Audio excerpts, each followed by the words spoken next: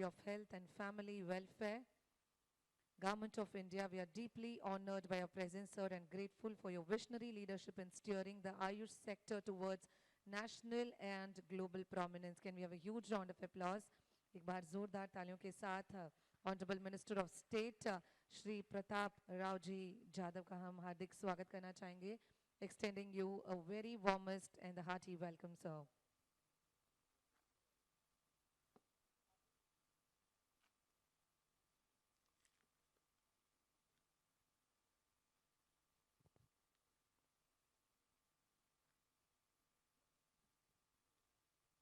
Well, a very good morning to the distinguished guests, esteemed dignitaries and members of Ayush and Healthcare fraternity. On behalf of Ministry of Ayush, it gives me great pleasure in welcoming you all to the Ayush Medical Value Travel Summit. This event brings together the key stakeholders including Ayush hospitals, wellness centers, yoga institutes, tour operators, insurance companies, Ayush product manufacturers, integrative healthcare providers from Tamil Nadu, Andhra Pradesh, Karnataka, Telangana, Kerala and Puducherry. We'd like to extend our heartfelt gratitude and warmest welcome to our chief guests, distinguished dignitaries, for gracing us with their esteemed presence at today's summit. Can we have a huge round of applause, ladies and gentlemen? Yes. On that note, ladies and gentlemen, we'd also like to extend our warmest welcome to Honorable Minister of Health, Family Welfare and Medical Education, Government of Andhra Pradesh, Shri Satya Kumar Yadav ji. एक बार जोरदार तालियों के साथ हम हार्दिक स्वागत करना चाहेंगे. And we would like to extend our heartfelt welcome to Dr. Rajan N. Kobragade, Additional Chief Secretary, Health and Family Welfare Department, Government of Kerala. We'd like to extend our heartfelt welcome to Ms. Monalisa Dash, Joint Secretary, Ministry of Ayush, Government of India. And Dr. P. Sendil Kumar, Principal Secretary, Health and Family Welfare Department, Government of Tamil Nadu. Can we have a huge round of applause and welcome? A warmest welcome to you, sir. And we'd also like to extend our heartfelt welcome to Srimati Salma K. Fahim, Secretary, Department of Tourism, Government of Karnataka. Like to extend a hearty welcome, ma'am. And also like to extend our welcome to Mr. Arvind Vachasvi, Co-Chair, FICCI Ayush Committee and Managing Director, Shri Shri Tatwa.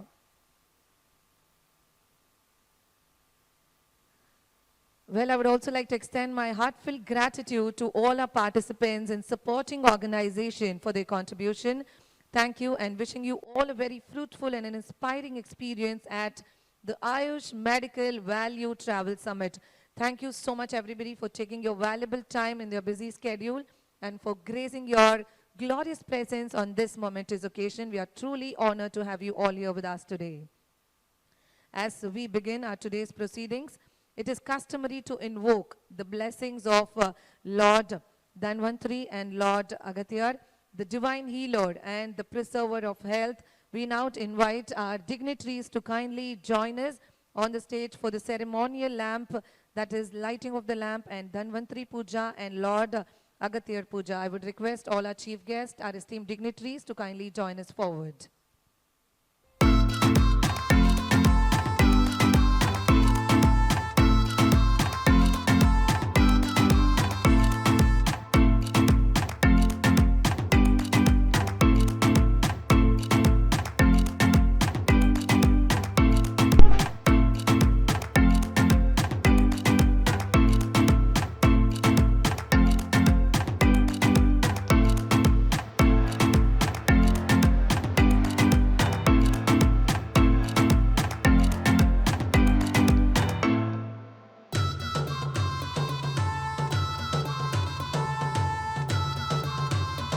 All right, ladies and gentlemen, can we have a huge round of applause for all our dignitaries on the stage for doing the ceremonial lamp and Dhanvantari Puja and also Lord Agatyar Puja, symbolizing the removal of darkness and the beginning of knowledge, health and positivity.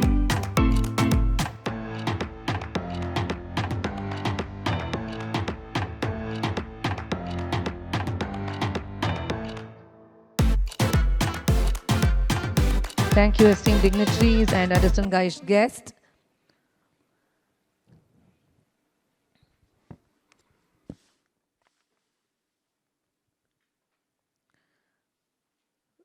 Well, now, ladies and gentlemen, to set the context for today's discussion from the industry perspective, I now invite Mr.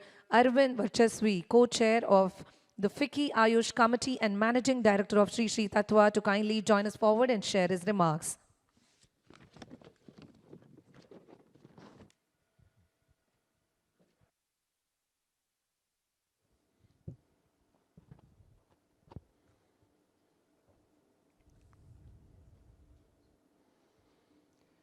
Gurur Brahma, Gurur Vishnu, Gurur Devo Maheshwaraha, Guru Sakshat Param Brahma Tasmai Shri Shri Gurave Namaha.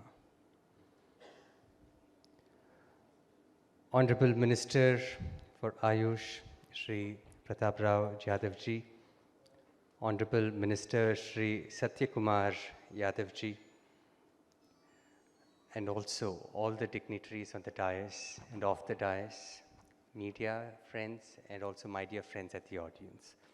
It's a pleasure to be here and also share with you a stage that really has been perhaps the very core of what India or Bharat was. Let me take you back a little while. There was an economist who was sent over here to India during those days, a couple of centuries back, to find out that there was this one region on earth that was contributing to more than 22% of the world's GDP. But when this person came here to this region, his name was Angus Madison. He realized that India or Bharat at that time contributed to more than 33% of the world's GDP. And he realized that this particular country called Bharat or India had many things really nicely figured out. And one of them was also medical value travel. If you notice that people all across India have been traveling from one part of the country to another, and also we see that a lot of the people would have ailments at those particular, at that particular point in life. So if you notice that medical value travel, India has championed it over centuries right now. And today, with the Honorable Minister's guidance and his leadership, we've seen that the Ayush systems are really getting a whole lot of impetus to see that not only on the national front, but also on the international front. I'm very happy to mention to you, Honorable Ministers, and also the dignitaries on the dais and off the dais, that Sri Sri Tattva today is one among the most preferred destinations for medical value travel when it comes to the Ayush systems here in India. And we see that a whole lot of countries that come and participate, more than 100 countries come and participate for medical value travel at our Panchakarma centers. We've seen that people are really wanting to lead a more natural way of life. We've seen that especially COVID has taught us that it's no more that which pathy is better, but which pathy is relevant at that particular point in time in a patient's life. Whether it's allopathy or the Ayush systems, each one of them have their places. Today, we're seeing that medical value travel in the Ayush systems is gaining a whole lot of importance. We've seen that people would like to ensure that they take care of their lifestyles, and that's something that what the Ayush systems have totally championed. We're seeing that technology is also being imparted, including AI, as to how the entire system could be delivered better to the patient. I welcome all of you to make the Ayush systems as a part of your life. We've seen that they do have solutions that what perhaps we thought might not be there in other paths. And it's something that what all of us need to champion in our lives. Being a proponent of the Ayush systems for a couple of decades now, I can definitely tell you that it's not only by experience, but also by documentation that what the system also has right now. A scientific approach and a scientific temperament towards how we actually record what the Ayush systems have actually given across to people is most important. And I encourage all of you and also appeal to the ministers and also the secretaries on stage to give the relevant impetus and also the platform that what the system would require. And I'm sure that from industry side, I can definitely tell you that all our industry members here would leave no stone unturned to see that we deliver quality medical value travel to people, whether it's in both products or services. Thank you very much, ladies and gentlemen. It's such a pleasure to be here with all of you and wishing all of you the very best of health. Thank you so much.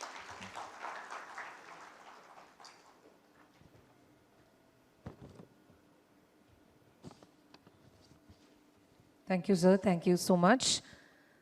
Well, now, ladies and gentlemen, we are absolutely and indeed privileged to have our chief guest here with us. And I would now request Ms. Mona Lisa Das, Joint Secretary, Ministry of Ayush, to felicitate our Honorable Minister of State, Ministry of Ayush and Minister of State, Shri PratapraoJadhav ji, with a small token of love and gratitude. We are immensely grateful for your presence, sir.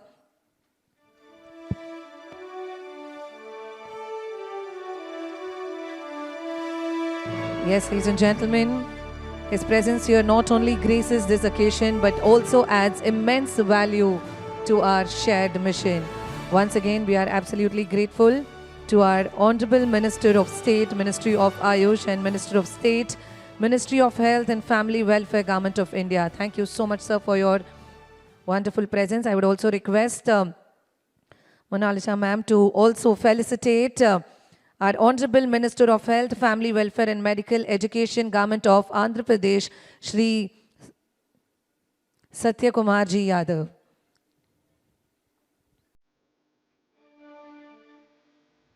Can we have a huge round of applause, ladies and gentlemen?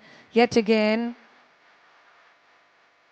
his immense value to our shared mission. Thank you so much, sir, for your wonderful presence.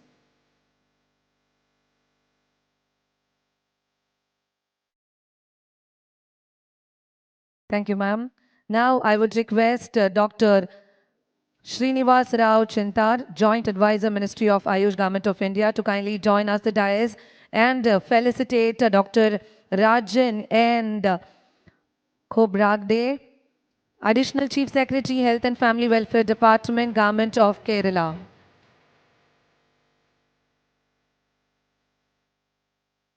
Sir, I would also request you to felicitate Ms. Mona Lisa Das, Joint Secretary, Ministry of Ayush, Government of India.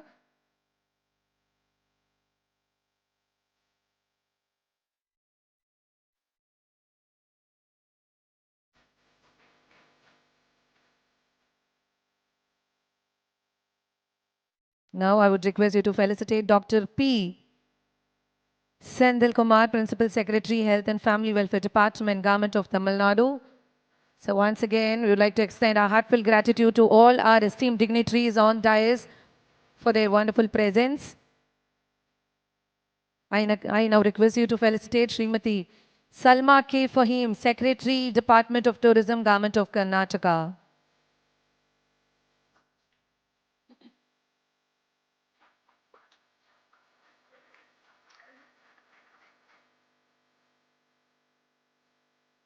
Next, I would request you to felicitate Mr. Arvind Vachasvi, Co-Chair, FICCI Ayush Committee and Managing Director, Shri Shri Tatwa.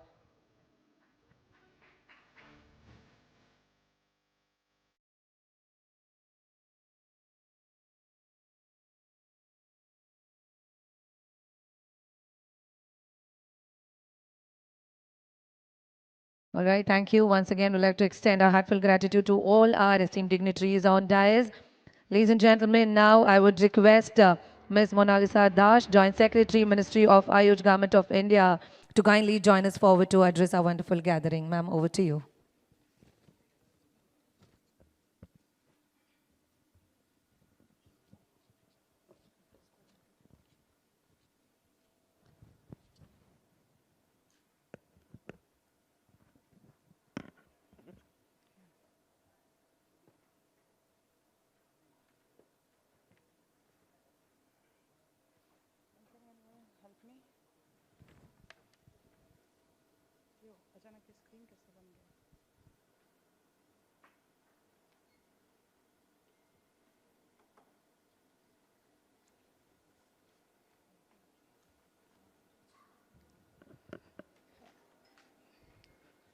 Namaskar to all. Vanakkam. Honorable Minister of State, Independent Charge, Sri PratapraoJadhav ji. Honorable Health Minister, Andhra Pradesh, Sri Satyakumar Jadhav ji. Sri Ranjan Khabragode, Additional Chief Secretary Health, Kerala Government. Dr. P. Senthil Kumar, Principal Secretary Health, Tamil Nadu. Ms. Salma Fahim, Secretary Tourism, Government of Karnataka. Sri Arvind, Co-Chair, FICCI Ayush Committee. Senior officials of Ministry of Ayush, other ministries of Government of India, all senior officers representing the 6 southern states of India, senior business leaders, and other distinguished guests, ladies and gentlemen. It's my pleasure to extend a warm welcome to all of you to this second Ayush-based Medical Value Tourism Summit in Chennai, a city renowned for its healthcare and its rich tradition in wellness. All of us have gathered here today to explore the unlimited potential of Ayush and explore in which way we can reap and harvest the best. Now I would like to take you through a journey of medical value tourism in India. The medical value tourism in India, I would like to throw some data in front of all of you, the esteemed members present here. The market size of medical value tourism is 272 billion USD, and that is by 2027. And we have a huge scope as well as a role in that, because in India's compounded annual growth rate in the Ayush sector is 17%. Why? Because of its competitive pricing.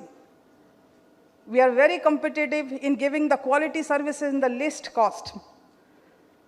We have the cultural affinity because of the traditional medicine system that have originated on this soil, India. And we have, as I said, cost effectiveness.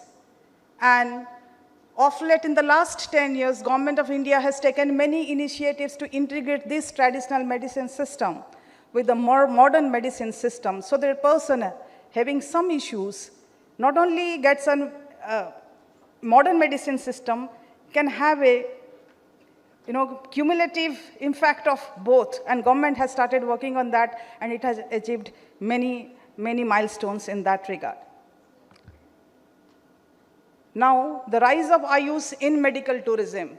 That was about the medical value tourism for all entire modern medicine as well as Ayush. But now, coming in particular to Ayush, these days, all patients, they are no more interested in eating, or taking pills.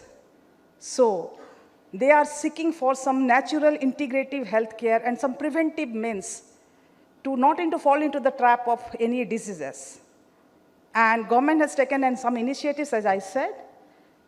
It has taken all initiatives to offer quality medical services, Ayush-based medical services to the people. And one of the measures is it has launched the Ayush visa, where the foreigners get a chance to apply visa, Ayush visa, and come to India for seeking or getting treatment in the Ayush sector. Now we'll come to the Ayush market growth in India. As I said, Ayush has done tremendously well in the last 10 years. And to be specific, in the last 7 years, the Ayush market has grown 6 times. That's a phenomenal growth. Unbelievable, but it's true. Similarly, and if we try to understand the subcomponents of it, then we see in some of the subcomponents, even the growth is higher. Now coming to Ayush, India's Ayush market potential, which is of great interest to the august audience sitting over here. I must tell, the projected growth in the Ayush sector is 70 billion by this year. So this year itself, we can achieve a growth of 25 billion USD. That is the potential in front of us. And what are the growth drivers? Because these people are more aware of the Ayush system. Government has taken many initiatives and it is vigorously promoting Ayush sector. And there has been a global acceptance of Ayush medicine system across the globe. So these three things have played a very pivotal role in making the Ayush market huge. Now I'll come to the Ayush visa. You know, the whole purpose of Ayush visa is to facilitate the Ayush-based treatment for the foreigners. And this was launched in 27th July of 2023. It's a recent move.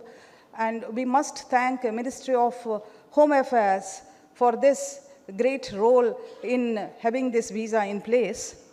They have simplified all the processes. All the guidelines are in place, and that now travel, Ayush medicine treatment travel, that thing is at ease. And now it offers 4 categories of visa. One, visa, the Ayush visa, that is AY1, that is for normal, a patient who wants to avail the visa. This is normal 2 categories of visa we usually get. One, the physical visa, you go and you go to the Indian embassy, apply and you get the visa. Second category, you apply online and you get the visa. That is e-visa facility. So in the physical facility, again 2 categories are there. One for the patient, other one for the attendants who want to accompany the patients from the different countries. Similarly, for e-Ayush visa category also, 2 categories are there for the patient as well as for the attendants. Now coming to the Ayush visa. The Ayush visa is usually, the physical visa is given for a 1 year period or till the period of treatment, whichever is less, and having a 3 multiple entries in a year if anyone wants to come and visit India for treatment. But it can be extendable up to 5 years on production of medical certificates and advice from the recognized and certified, I repeat, certified college hospitals. Similarly, e-Ayush visa is given initially for 20 days time, and it is also extendable to 60 days time. Now this is the portal that you see in front of you, going through which one can apply for the Ayush visa. And as I say, the hospital integration, now the hospitals who fulfill the criteria, so that we offer the quality services, they can register themselves. So a person applying sitting in some different country can see which hospital has what facilities, accordingly can choose and accordingly seek a request from the hospital and can apply and avail the service. So it's a very secure and transparent process so that people abroad, based abroad, they feel comfortable coming to India and they don't fall into the trap of somebody else. Now the service provisions that is there for the Ayush visa is, like under Ayush visa, we offer a comprehensive range of services like Ayurveda, Yoga, Unani, Siddha, Sovarikpa, and homeopathy. So anyone wants to get any sort of treatment in all these 5-7 sectors, they can apply accordingly. And it not only give only preventive care or health, the wide spectrum of health conditions, it also offers curative form of treatment and rehabilitative services as well. And the most important thing, everyone is concerned these days about the quality services. If I spend so much money, I go there, what type of services I get? So we also assure quality services. So Ayush hospitals, IPHS compliant, they meet up all the essential quality services, necessary infrastructure, skilled human resource, essential drugs, diagnostics, and equipment related to this, so that a person, when he or she applies sitting abroad, he knows okay, what sort of hospital he or she is going to. And in addition to that, many initiatives have been taken. Like some of the initiatives are like what the summit we are having today here. Last year also we had also a summit in 2024, that is in Mumbai. And the theme of last year summit was to transforming health and wellness through medical value travel. And in the last year G20, 2023 G20 summit also, the Ayush was featured in G20. That means the whole world was, their attention was brought towards Ayush system. And then Shanghai Cooperation Conference also, the expo was organized in Guwahati, and to facilitate in this regard, a MOU between Ministry of Ayush and ITDC has also been signed. Yes, now India, like what you see here in the picture, it's about the association of India with WHO, World Health Organization. So GTMC, right now we are in coordination with WHO. The first UN-based setup is established in India. This is the achievement of India because of the vigorous pursuance and perseverance and efforts that is being put by Government of India. And it is already in operation. The first WHO Traditional Medicine Global Summit was held 2023. In every 2 years this is held, and this year in the fag end of December, we are again planning to have this second WHO Traditional Global Summit. Similarly, the Global Technical Coordination Meeting on Traditional Medicine 2024 was also held. We just want to tell the world that we are ready to offer and we are equipped to offer quality services to you. Some other incentives which might be of great interest to you, I would like to flag it here. Like, it's not only for government officers or government organizations. We are open to even private people, that if anyone wants to participate in international exhibitions, trade fairs, road shows, they have to apply it to Government of India, Ministry of Ayush, and after the approval, they can go ahead and claim the reimbursement for 2 persons for their travel, for their accommodation, for hiring of stalls. And for different countries, limits are different. It is mentioned in the thing, in the slide, you can see it. The whole purpose is, we want to promote Ayush. And the business can never be only done by government. It's the people. They run the business. We have to just facilitate. So some of the other incentives are the market authorization. Like every country has their international regulatory authorities, and there our medicine is to be accepted. Then only our medicine can be sent in the form of medicine.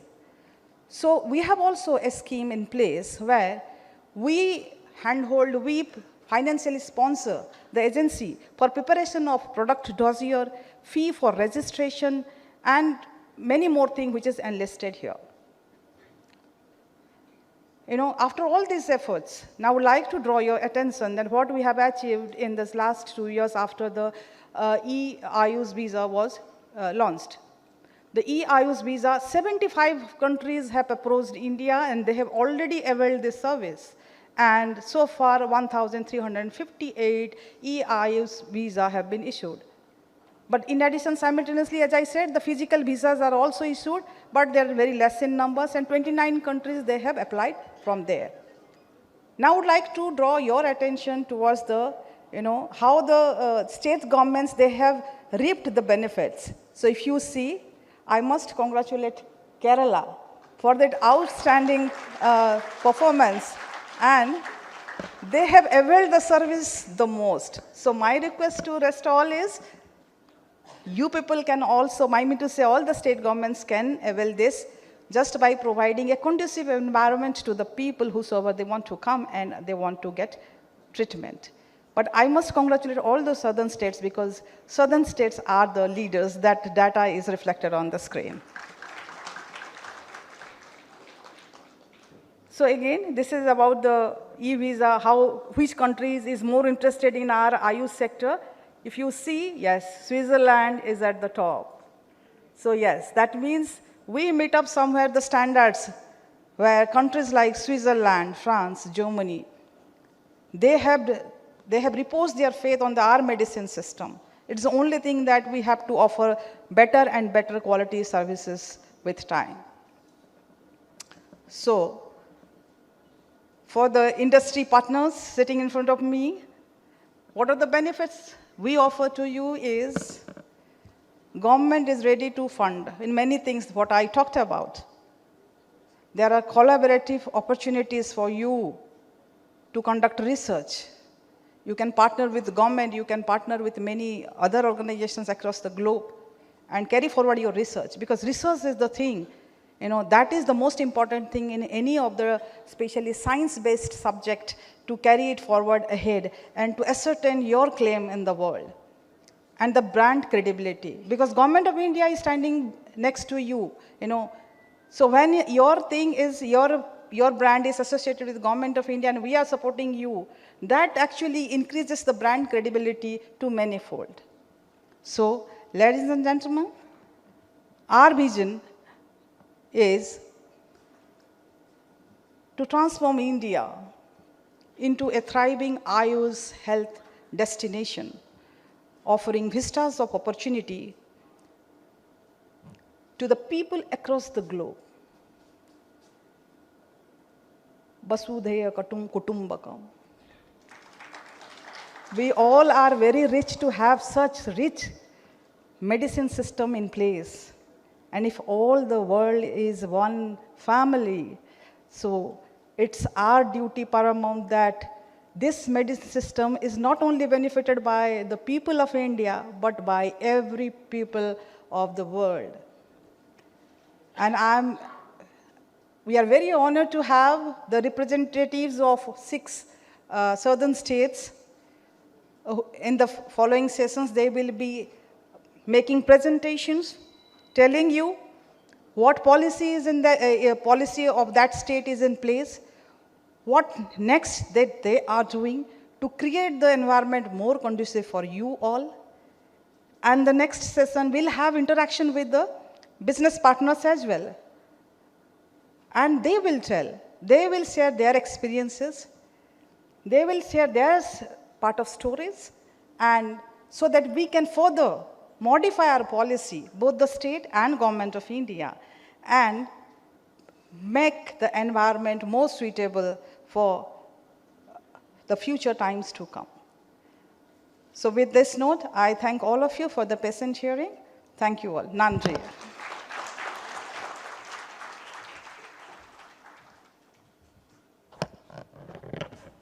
All right, thank you, ma'am. Can we have a huge round of applause, ladies and gentlemen?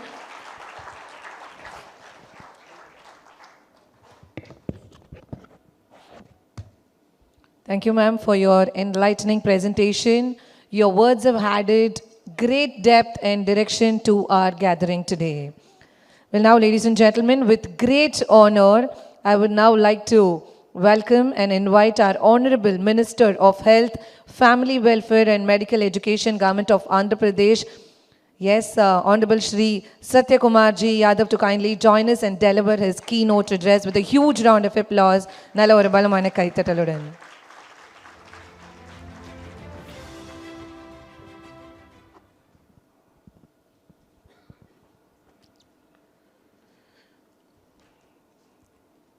Before starting, normally I keep asking the audience whether I am audible. They would say yes.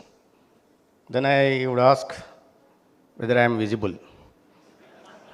Unfortunately, today at the podium, I thank organizers for organizing a comparatively small podium and making me visible to the audience.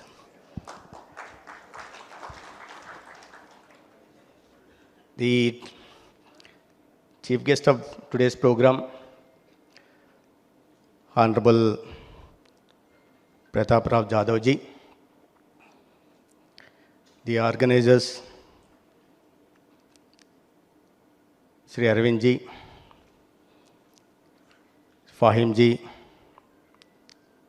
Monalisha ji, Rajan ji, and Senthil Kumar ji, and distinguished guests, and officials from Government of India and 6 southern states, and media, Ellarku Vanakkam, Ellarige Namaskara, Andariki Namaskaram. At the outset, let me thank the organizers, the FICCI, for holding such an important summit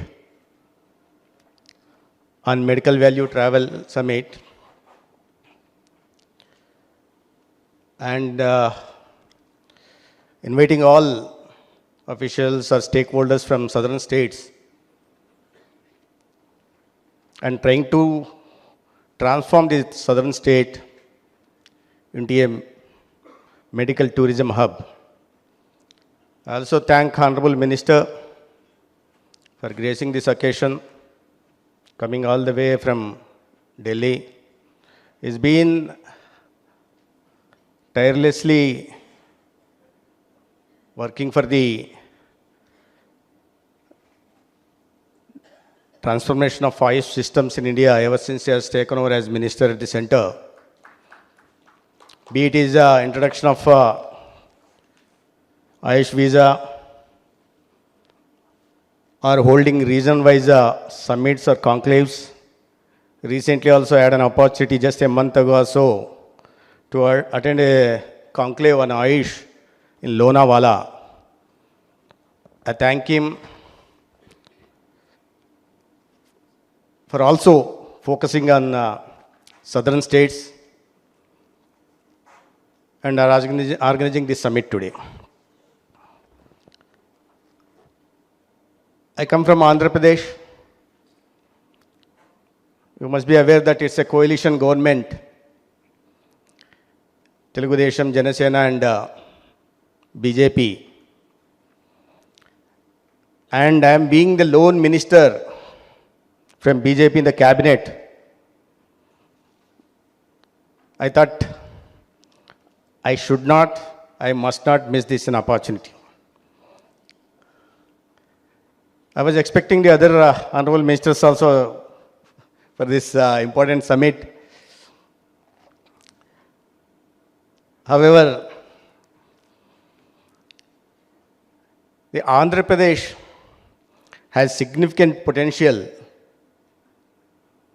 to develop Ayush as a medical tourism hub, given its varied pilgrimage centers like Tirupati Balaji, Sri Sailam, Annavaram, Simhachalam, or tourist and places of historical importance like Gandipeta, where I come from, which is known as Grand Canyon of India, and also Mahanandi, Belum Caves, many such tourist destinations, and more particularly vast coastline. Of course, every southern state has a vast coastline. That's a different thing, but Andhra Pradesh has beautiful beaches and 960 kilometers of vast coastline. The tourism policy, the new tourism policy for Andhra Pradesh, because I have taken over as minister 11 months back, because went to polls along with the general elections, parliament elections. We have come out with a new tourism policy that recognizes potential of wellness and Ayush in attracting tourists. Our state aims to diversify tourism beyond pilgrimage. Beyond pilgrimage, focusing on experiences that appeal both domestic and international tourists. That is the idea. And we are working closely with collaboration with the tourism department. Be it, we are also planning to organize a similar summit to attract more tourists domestically and internationally, and to expand wellness centers at all tourist destinations across the state. And also we are developing a portal that gives information about the certified hospitals, other Ayush institutions, facilities across the state. And more particularly,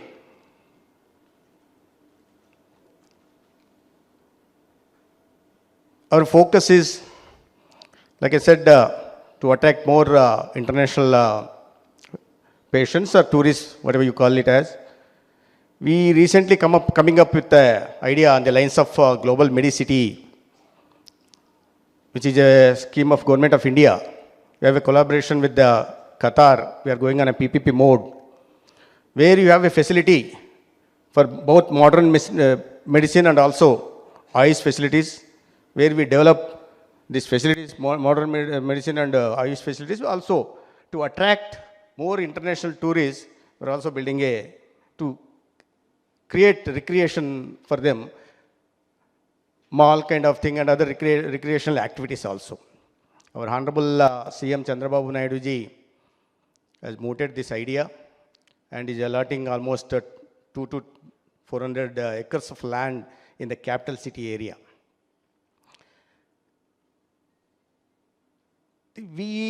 As I told you, I took over 11 months back.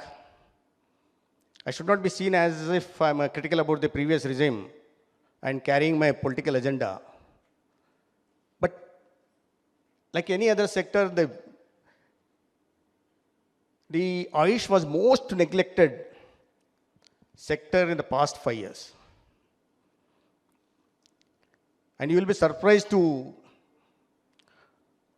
note that in the past 5 years, during previous regime, the Andhra Pradesh state could avail only 38 crores under National Ayush Mission. And more particularly, those last 3 years, 21 to 24, is absolutely zero. Absolutely zero. That was the neglect that previous regime had on the Ayush. But thanks to Government of India, immediately when I took over as a minister, I went to Delhi and met Honorable Minister to appeal for sanction of certain amount. Then he was kind enough, immediately sanctioned 83 crores under previous SAP State Annual Action Plan. And this year, we are planning to double the figures so that we can have Ayurveda hospitals on a priority basis in every district, Ayurveda and other Indian medicine system hospitals and facilities across the state. And Minister has always been helpful.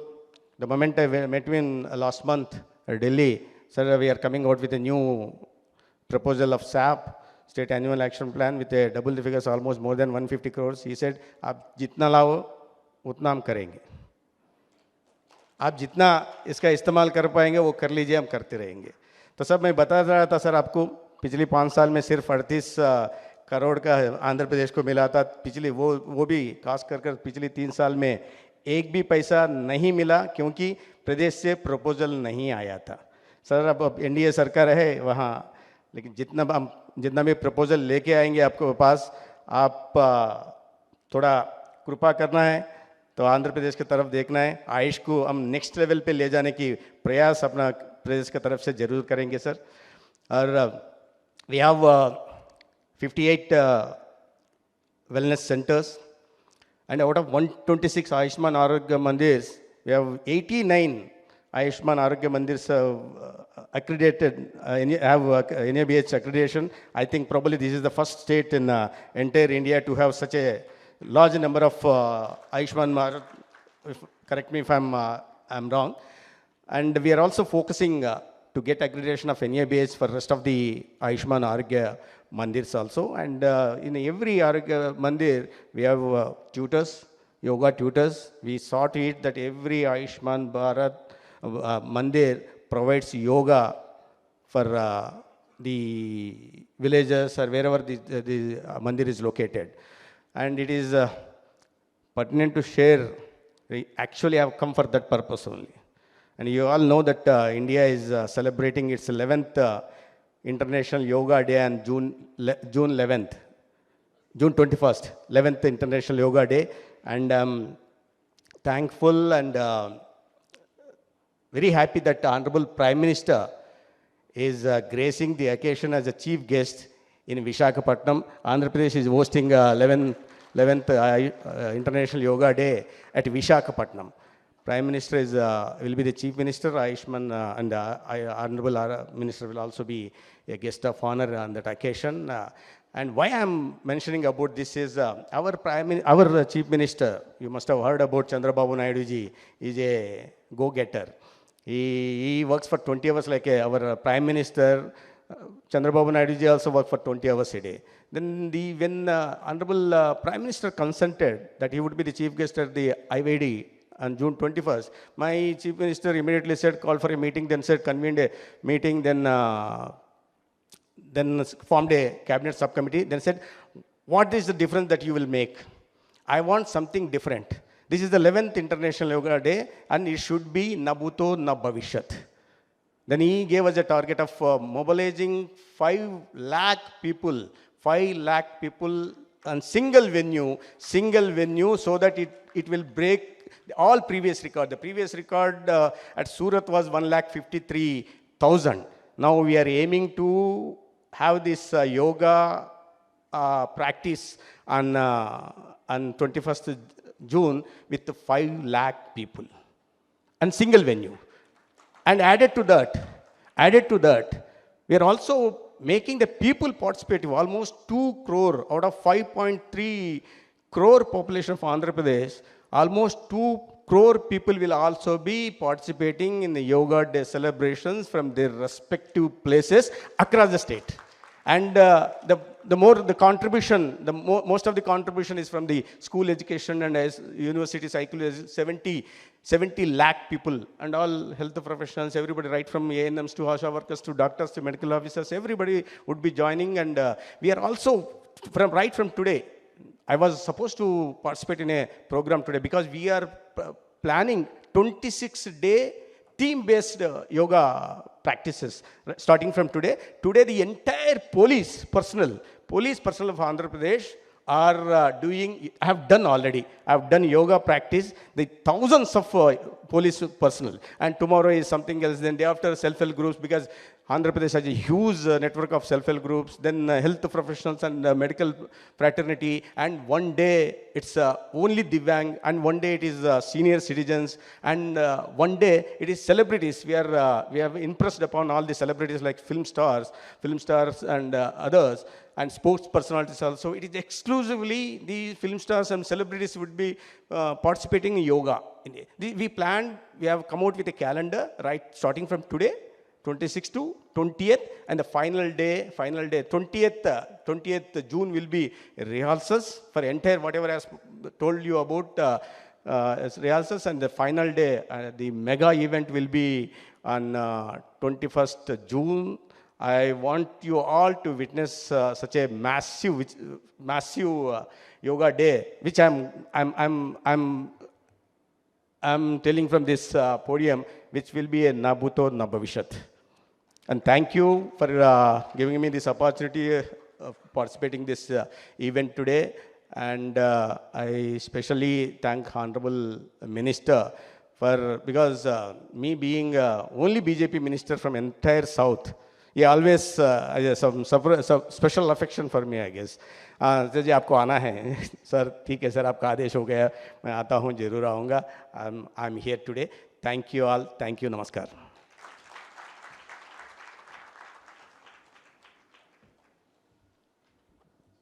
Thank you, sir. Thank you so much for delivering a deeply insightful keynote address.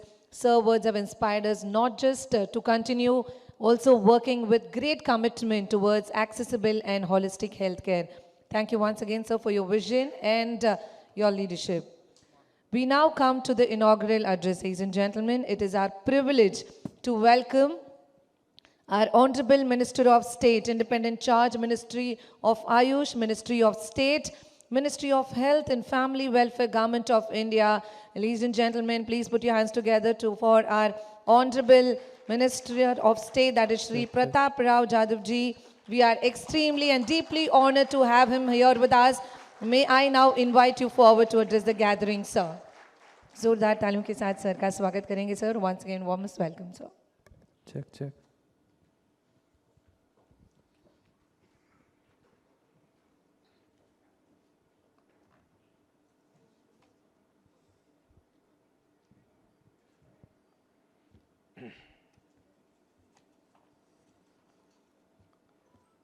Ayush medical value travel south regional summit के इस occasion पर हमारे बीच उपस्थित श्री सत्य कुमार यादव जी, माननीय स्वास्थ्य परिवार कल्याण एवं चिकित्सा शिक्षा मंत्री आंध्र प्रदेश सरकार, डॉक्टर राजन एन खोब्रागड़े जी, अतिरिक्त मुख्य सचिव स्वास्थ्य एवं परिवार कल्याण विभाग केरल सरकार, सुश्री मोनालिसा दास जी, संयुक्त सचिव आयुष मंत्रालय भारत सरकार, डॉक्टर पी सेंथिल कुमार, प्रमुख सचिव स्वास्थ्य एवं परिवार कल्याण विभाग तमिलनाडु सरकार, श्रीमती सलमा के फहीम, सचिव पर्यटन विभाग कर्नाटक सरकार, श्री अरविंद वर्चस्व जी, सह अध्यक्ष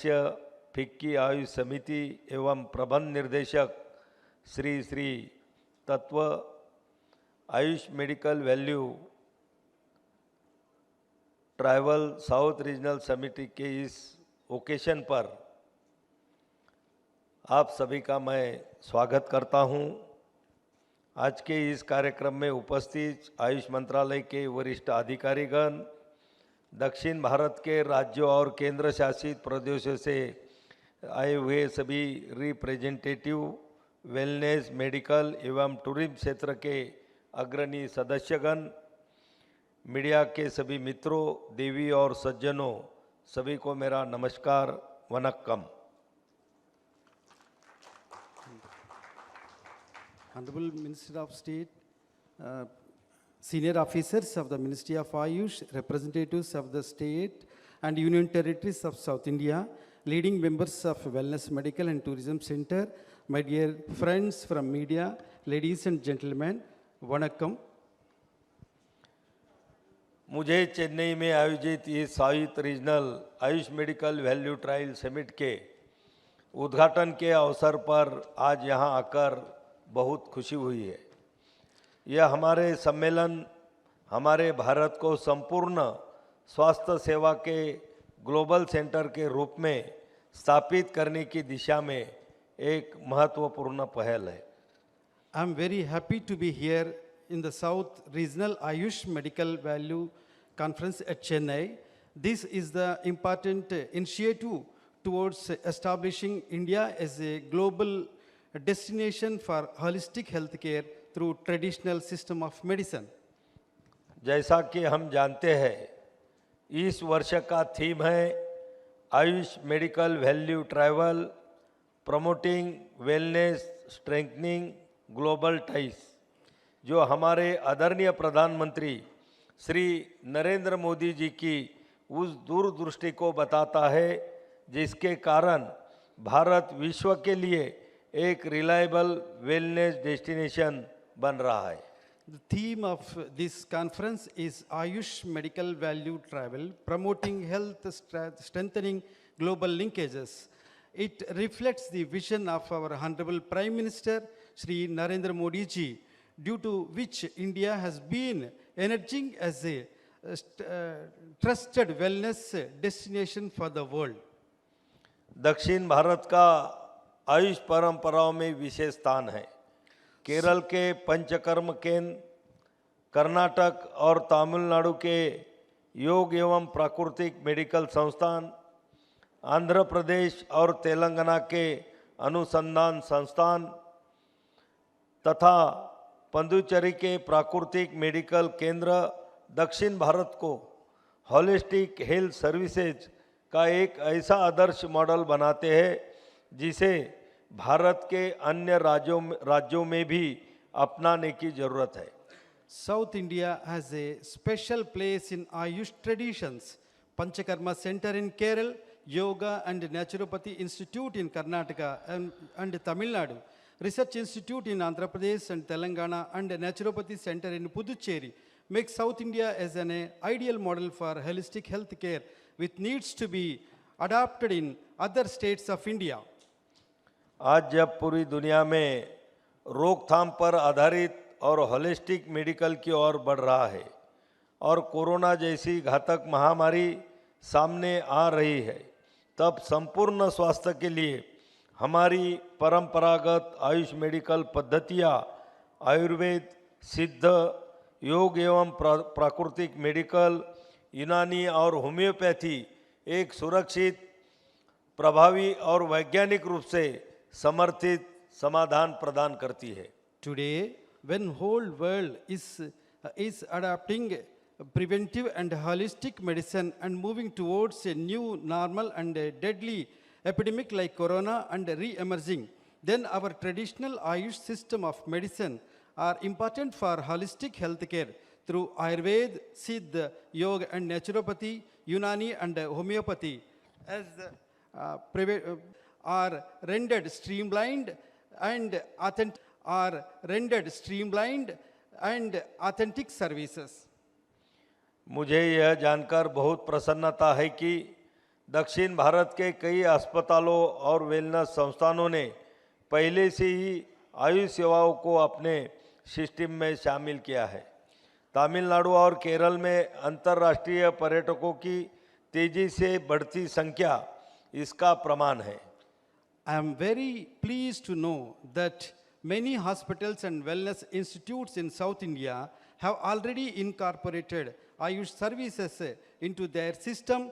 The rapidly increasing number of international tourists to Tamil Nadu and Kerala is a testimony to this fact. आज का यह सम्मेलन केवल चर्चा का मंच नहीं है, बल्कि राज्य व उद्योग जगत के बीच सहयोग, व्यवहारिक रणनीतियों, नीति निर्माण और आपसी संवाद का एक सुनहरा अवसर है। मैं आप सभी को इसमें सक्रिय सहयोग के लिए आमंत्रित करता हूं। मैं सभी राज्यों से आग्रह करता हूं कि वे अपने सांस्कृतिक विशेषताओं को बनाए रखते हुए राज्य विशिष्ट वेलनेस मॉडल तैयार करें। Today's conference is not only a platform for discussion, but collaboration, framing practical strategies, policy making, and dialogue between the state and industry. I invite all of you to actively participate in this deliberation. I urge all states to preserve their cultural. आदरणीय प्रधानमंत्री श्री नरेंद्र मोदी जी की leadership में Ayush medical ने G20, BRICS और SCO जैसे global platform पर अपनी ज़बरदस्त उपस्थिति दर्ज की है। उनकी डायनामिक लीडरशिप में संयुक्त राष्ट्र महासभा ने अंतर्राष्ट्रीय योग दिवस के आयोजन को स्वीकृति दी और पिछले 10 वर्षों में योग की धूम 170 से अधिक देशों तक पहुंच चुकी है।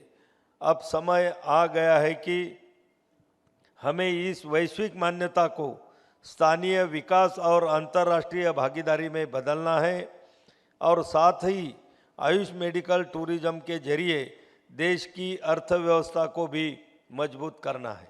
Friends, under the dynamic leadership of our Honorable Prime Minister, Shri Narendra Modi ji, Ayush has registered its tremendous presence on global platforms like G20, BRICS and SCO. Under his visionary leadership, the United Nations General Assembly approved the observance of International Day of Yoga in 2014, and in the past 10 years, the popularity of yoga has reached more than 170 countries with the millions of people practicing yoga for holistic health and wellness. Now the time has come that we should acknowledge this global recognition for local development and fostering international partnership. The aim is to transform the country into a medical tourism destination and also strengthen the country's economy through Ayush medical tourism. मैं तमिलनाडु सरकार, आयोजक FICCI और चेन्नई शहर के mayor को इस आयोजन की मेजबानी के लिए दिल से बधाई देता हूं, जिन्होंने कम समय में इतना अच्छा आयोजन किया।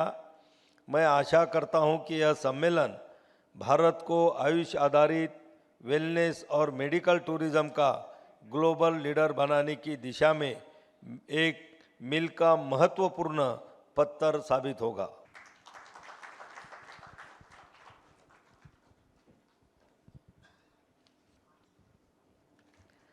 धन्यवाद माननीय मंत्री जी, आपके विचारों ने हम सभी को नई ऊर्जा और दिशा दी है। आयुष और स्वास्थ्य क्षेत्र को लेकर आपका विजन हम सभी के लिए बहुत ही प्रेरणादायक है। हम सभी आपके समय, मार्गदर्शन और सहयोग के लिए हृदय से आभार प्रकट करते हैं। वंस अगेन तहे दिल से हार्दिक धन्यवाद माननीय मंत्री जी।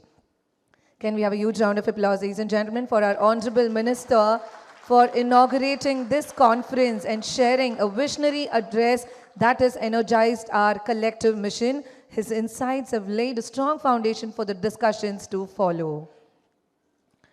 Well, now to formally express our gratitude to all our esteemed guests and participants, I now invite Dr. Srinivas Rao Chinta, Joint Advisor, Ministry of Ayush, Government of India, to kindly join us and deliver the word of thanks.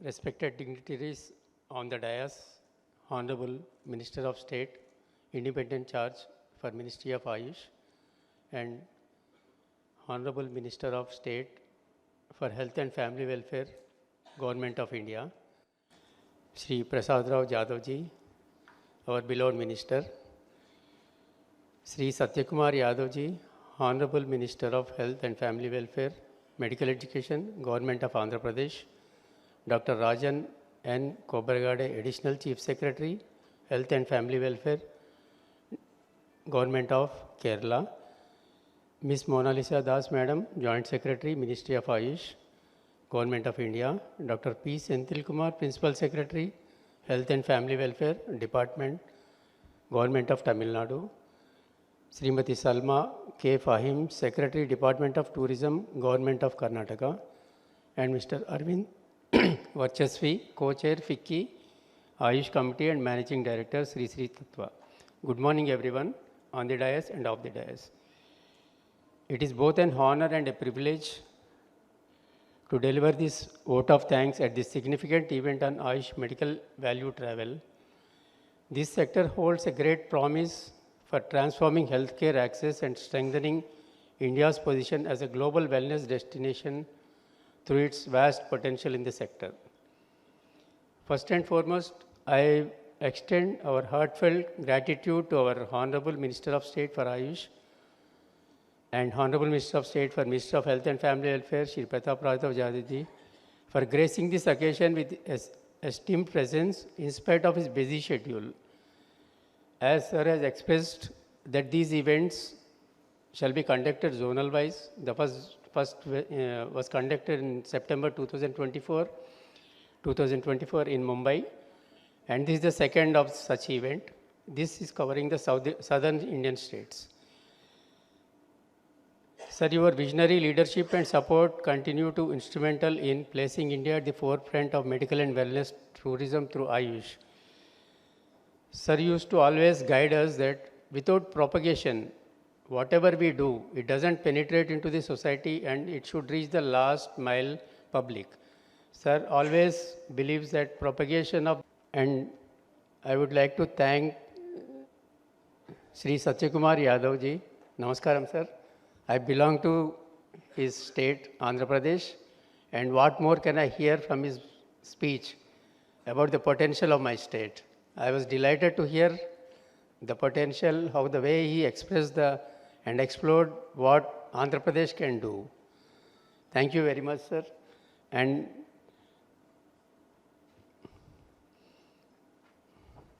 and Dr. Rajan Kobragade, Additional Chief Secretary, Health and Family Welfare Department, Government of Kerala.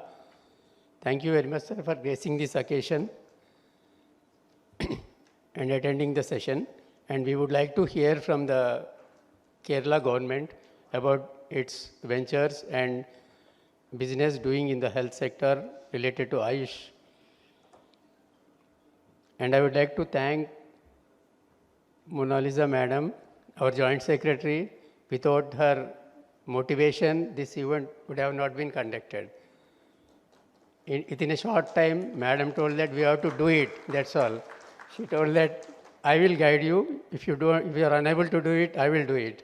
And she was pursuing, and she was really very helpful. And without her guidance, this event would have not been done in this a short time. Thank you very much, Madam. And Joint Secretary Madam has already explained about the medical value travel provisions, which further will be deliberated in the sessions, where the potential and all Madam has expressed, and the industry stakeholders can avail the schemes of the Government of India, which are being provided through different schemes under the international cooperation sector. Dr. P. Senthilkumar, Principal Secretary, Health and Family Welfare Department, Government of Tamil Nadu. Dr. Salma K. Fahim, Secretary, Department of Tourism, Government of Karnataka. Thank you, sir and madam, for gracing this occasion and making this event a very gracious. And last, Mr. Arvind Vachasvi, Co-Chair FICCI Ayush Committee, has given his introductory remark, and he is always a partner with for Ayush schemes and developments, either in wellness schemes or the industry, medical industry, or the pharmaceutical industry. And we are deeply grateful to all the representatives from the wellness centers, hospitals, medical tourism, facilitators who joined us today. Your tireless effort in delivering high standards of care and dedication plays a pivotal role in shaping the theme of this Ayush Medical Value Summit. And the stakeholders, partners, and collaborators, thank you for your continued support. Together, we shall be building bridges across borders for better health through Ayush. And I would also like to acknowledge and thank our organizing team, the officials of the Ministry of Ayush, my colleagues, and supporting staff who have worked tirelessly to ensure the smooth conduct of this inaugural session. And lastly, a heartfelt thank to all the participants and attendees for joining us and contributing to a meaningful start. Your engagement and interest underscore the growing importance of this sector for our economy and our global image as a destination for healing and well-being. Thank you, everyone, and we shall be looking forward to the sessions ahead, which will be like continuing and exploring the potentials of this sector. Thank you very much.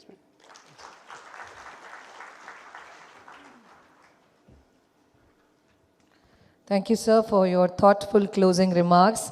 Well, now I would request our dignitaries, our esteemed dignitaries on dais to kindly join us forward for a quick photo op.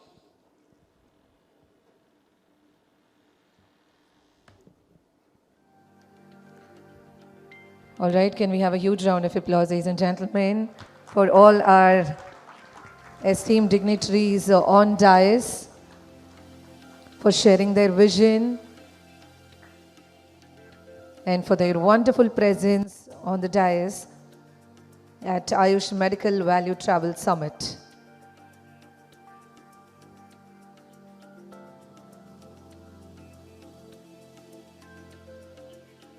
Thank you, sir. Thank you, ma'am.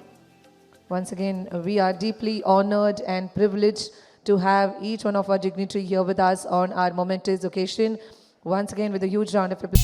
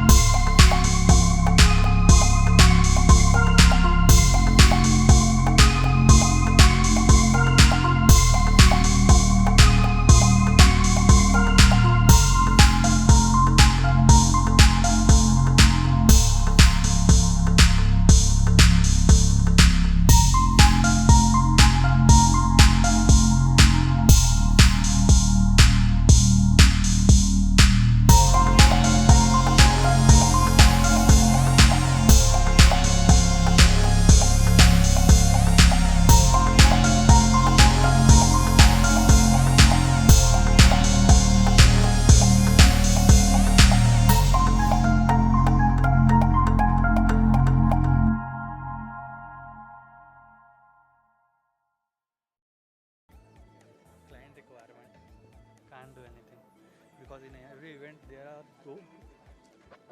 There must be two podiums.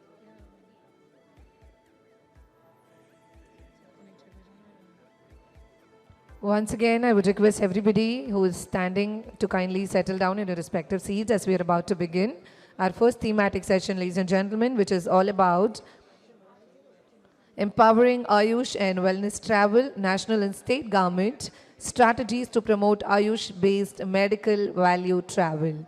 For that, we also have our esteemed speakers joining us on the dais, and it's going to indeed be a very interesting presentations, very informative as well. So I would request all of you to kindly settle down in your respective seats, and once again would like to extend our heartfelt gratitude to all our dignitaries for their valuable time and for sharing their vision and wisdom with us.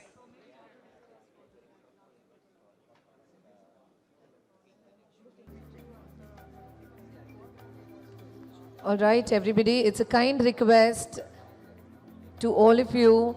We have a long way to go, everybody. The pictures and all the talkings can be done a little later. It's a kind request. All right, ladies and gentlemen, we now move on to our first thematic session. This session will highlight how both central and state governments are driving initiatives to position India as a leading destination for holistic healing and wellness.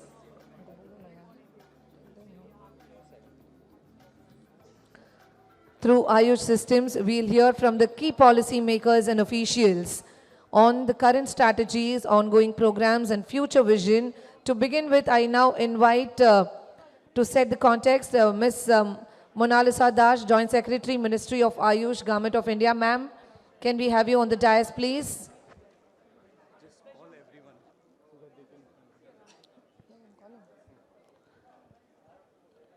I would request Ms. Monalisa Das, Joint Secretary, to kindly join us the dais. I would also request Shri Gurukbal Singh, Deputy Secretary, Ministry of Home Affairs, Government of India. Dr. Shri Gurukbal Singh to kindly join us the dais. Next, I would request Dr. Rajan N.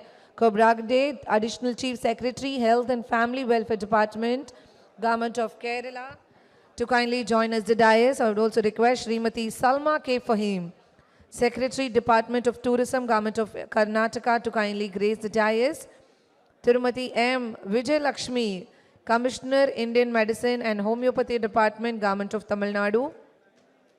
And also would request Shri Jayanta Kumar Rai, Secretary, Health and Family Welfare, Government of Puducherry.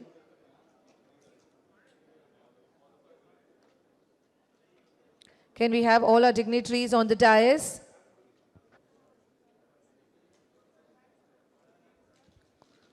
All right, so I would also request Dr. N. Rajan N.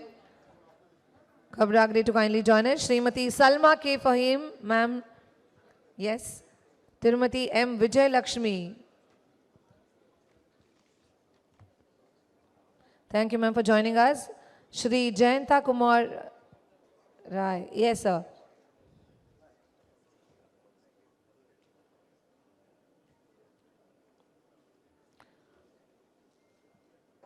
All right, ladies and gentlemen. So now to set the context for this session of empowering Ayush and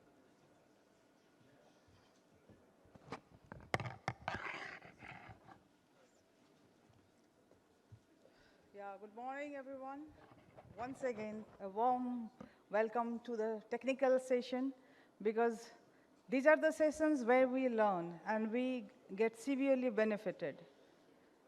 So it's my privilege once again to welcome all of you and all this distinguished gathering and offering this important platform to all of you. So that you get and you reap the benefit of it at the most.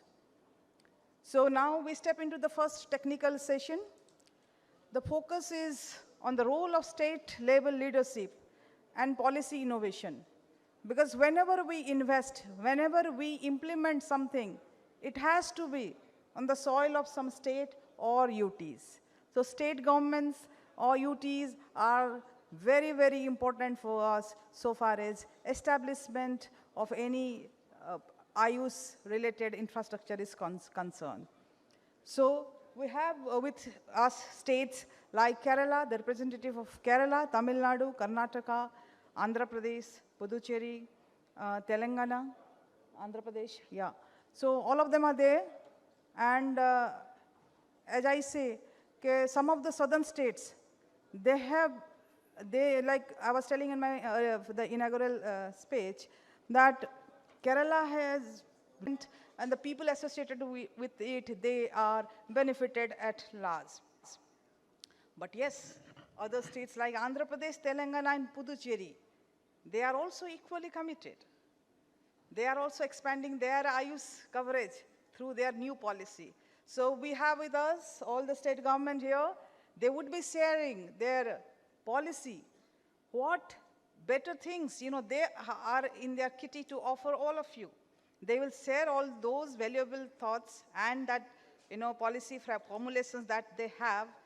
They can offer to all of you. Please listen to them very carefully. This is the very important session for all of us, and so that you can understand their strength. Accordingly, you can curate your program and can, get the benefit. So let's approach this session with the objective of identifying scalable models. What suits us the most? The policy gaps, if any. The one state can learn from the other state. That is also possible. And let us harvest the opportunities that lies before all of us. So thank you all of you. I look forward to very insightful and fruitful discussions and mutual learning among each other. So thank you all. Thank you. We start the session now.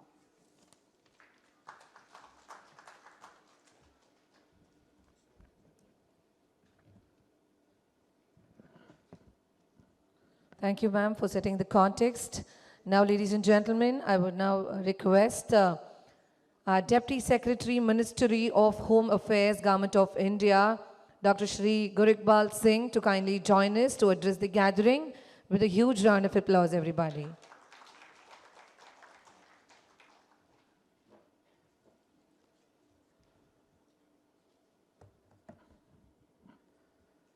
Wellness centers, yoga centers, and distinguished government officials. It is truly an honor to address this gathering today as we discuss a transformative initiative, the Ayush Visa. I am representing Ministry of Home Affairs. I deal with visa-related issues, and I would be focusing on the policy matters which are taking place as well as any new initiative. So Ayush Visa is a cornerstone of India's vision to become a global hub for traditional medicine and wellness. The Ayush Visa was introduced by the Ministry of Home Affairs, Government of India, which is a groundbreaking step to facilitate the foreign nationals seeking treatment under Indian systems of medicine, including Ayurveda, Yoga, Naturopathy, Unani, Siddha, and Homeopathy. It was announced by our Honorable PM in 2022 at the Global Ayush Investment and Innovation Summit in Gandhinagar, Gujarat. This visa category is designed to promote the medical value travel and position India as a global leader in holistic healthcare. The Ayush Visa is not just a travel document, it is a strategic tool to harness the potential of India's ancient healing traditions, aligning with the government's mission to elevate Indian traditional medicine on the global stage. In it, the Ministry of Home Affairs, Government of India has played a pivotal role in operationalizing this visionary policy. We have introduced Ayush Visa under two categories, as Joint Secretary ma'am already pointed out, under Ayush Visa and Ayush Visa Dependent. So I would be discussing on the new things which are taking place with respect to registration. There is a portal, Ayush and Medical Visa portal, as you all are aware. It can be accessed on indianfrro.gov.in, FRRO Medical Value Travel. So the medical centers register themselves on the portal. Once registration application is submitted successfully, the details will be forwarded to the respective FRROs or FROs concerned.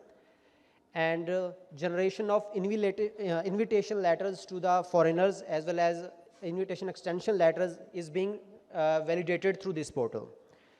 So MHA is promoting the validation through this portal, as it will facilitate the foreigners coming to India to avail the Ayush facilities, as well as to streamline the process and to ensure that only a genuine person, genuine visitor, genuine Ayush visa holder visits, and thus all the centers which are on portal registered. So it is a kind of facility for them also to ensure that only the people who are registered, they avail this facility.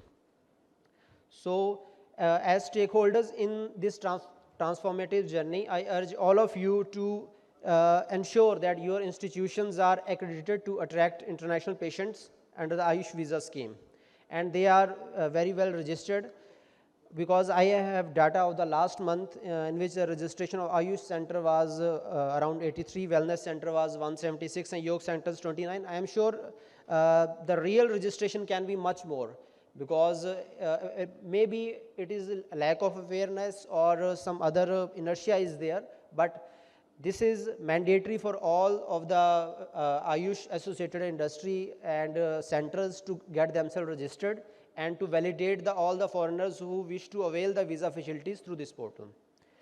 So in this direction, Ministry of Home Affairs is collaborating with the Ministry of Ayush, Health and Tourism to enhance the medical tourism portal and promote the services globally.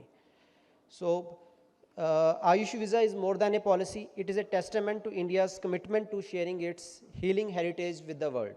The Ministry of Home Affairs has laid a strong foundation by ensuring that this dedicated visa category simplifies the process for foreigners seeking therapeutic care, wellness program or yoga in accredited Ayush institutions. With respect to validation of visa, as I have mentioned earlier, the portal indianfrro.gov.in, FRRO Medical Value Travel, it is meant for authentication and hassle-free entry of applicants, as well as increasing the compliances, among others. The MHA has integrated the Ayush visa into the e-visa platform. Earlier, it used to be the paper visa, but e-visa has been started from 5th January 2024 onwards. So as of today, the percentage of e-visa compared to paper visa with respect to Ayush is 91%, which in itself shows the foreigners prefer to travel by availing the e-visa facilities more. So this digital infrastructure supports India's goal of becoming a global evident in efforts to develop a one-stop portal to promote India's medical tourism ecosystem. MHA's efforts have ensured that the Ayush visa is a gateway to showcasing India's rich heritage of traditional medicine to the world. As ma'am has also rightly pointed out, that Ayush-based healthcare and wellness economy in India is estimated to reach around 70 billion by 2025. So this growth is driven by increasing global interest in holistic and natural healing systems, where India holds a unique advantage. Since its launch, Ayush visa has facilitated foreign nationals from various countries to access treatments in India's accredited Ayush institutions. Among the countries, top 5 being with respect to e-visa being Switzerland, France, Germany, Saudi Arabia, Kenya, and for paper visa, Saudi Arabia, Kuwait, Yemen, Sri Lanka. And among the states, Kerala leads, followed by Delhi and Karnataka. The importance with respect to Ayush centers, for Ayush centers management, it is that the MHA's structured visa framework ensures that your services reach a global audience, supported by a robust accreditation system that guarantees quality. To our esteemed government officials, your role in implementing and promoting this policy is also quite critical. By ensuring seamless, creating a structured, accessible, and credible framework that supports this vision. Together, let us seize the Tamil Nadu, all distinguished gathering who is working tirelessly in Ayush sector. It is indeed pleasure for me to be here to tell us what we have been doing in the state of Kerala. But before I start regarding what we do in the Ayush, one fundamental thing which our honorable minister he has mentioned, that there is enormous potential and we have to all work together to see that how we tap this potential. What usually was happening in the health sector for quite a long time is, our approaches were always a curative approaches. We take a look at, population. We try to find out whether anybody is having some or the other ailment. And we try to, then find out a cure. So this whole centuries after centuries, what we have been doing is, what are the pathogens, what are the causes which are, affecting our health. And then we have also invented a lot of, and we have done a lot of discoveries. We have invented molecules, we have invented newer technologies, and it was for the centuries together, thousands of years we were practicing. That is our preventive, promotive, and rehabilitative care aspects. And therefore, the healthy population should always kept to be healthy. That is the challenge, and that is the, I think, now motto for all of us all over the world. And there are other, very technologically advanced, nuanced, research which is happening, that what kind of a biosimilar or nutraceutical is also more effective to keep the healthy person healthy. So this is very simple. In fact, that is what is our strength of Ayush and Ayurveda, which was always there in the science. And if we follow that, I think we are on the right track, and that is what we need to take it to nook and corner of the world. So that is the premise with which all of us should be looking at this initiative. And it is indeed Government of India, Ayush Ministry, and also our Honorable Minister, who is very actively taking interest to involve everybody at the grassroots level to build this ecosystem, so that we will again, as in the introductory remark, our FICCI, coordinator has mentioned that, once upon a time we were contributing more than 30% of GDP in the world. So there are possibilities. That is what we need to collectively think and take it forward. So I'll go to my, little bit of slides, and I will mention that what do we do in the state of Kerala, along with all of you. Some of you are present who are, very wholeheartedly participating in the Kerala ecosystem of Ayush. So whether the presentation is on?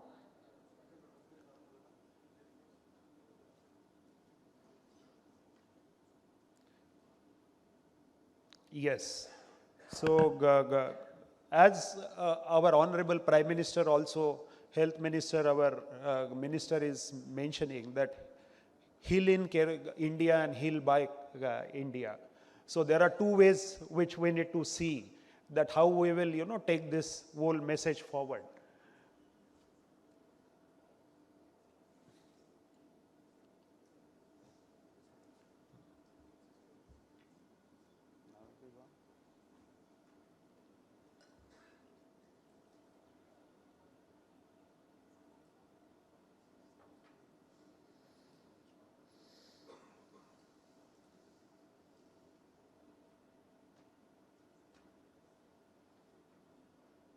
Somebody will do it for me?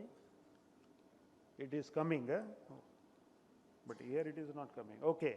So we all know that, I will not dwell more on this, the highest health outcomes, because we need to take a look at what we want to achieve by doing all the health related service collectively. It need not be only modern medicine, but also the traditional medicine. Fortunately, in the state of Kerala, historically, even prior to the independence, always it was an integrated approach. And perhaps that is the reason that our health outcomes, with the involvement of everybody at the grassroots level, people, also the institutions, and also the governance structure, right at the state level, but also as well as at a grassroots level, we are having a very strong Panchayati Raj system.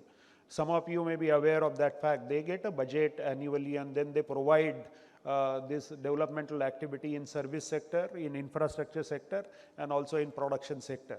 Because of that, and also there is a huge social capital what state is having. Literacy, empowerment of women, women participation. So all these social determinant of health contribute, and that is why it is having a better health outcome in the country, and we are further trying to identify our problems, and based on that we are going ahead to tackle these issues in a best possible way. Our Kerala is well known for its integrated approach, and that is the strategic advantage this state gets. And historically also there were a lot of visitors. They were all welcome. right from, we get to see Chinese fishing net even today. So that means long back there was a connect. We are also having a huge connect with the Gulf.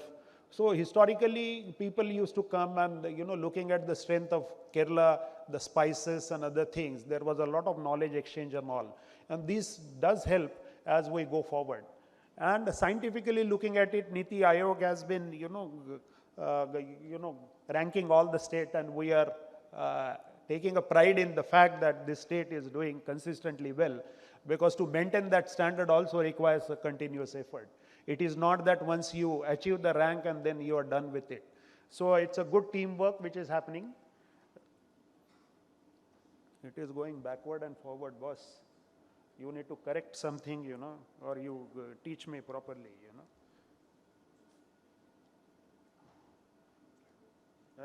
This is a forward, no? So, so we will come back to our topic that Kerala is the best position to take forward this, value tourism, why we are having, this MTV.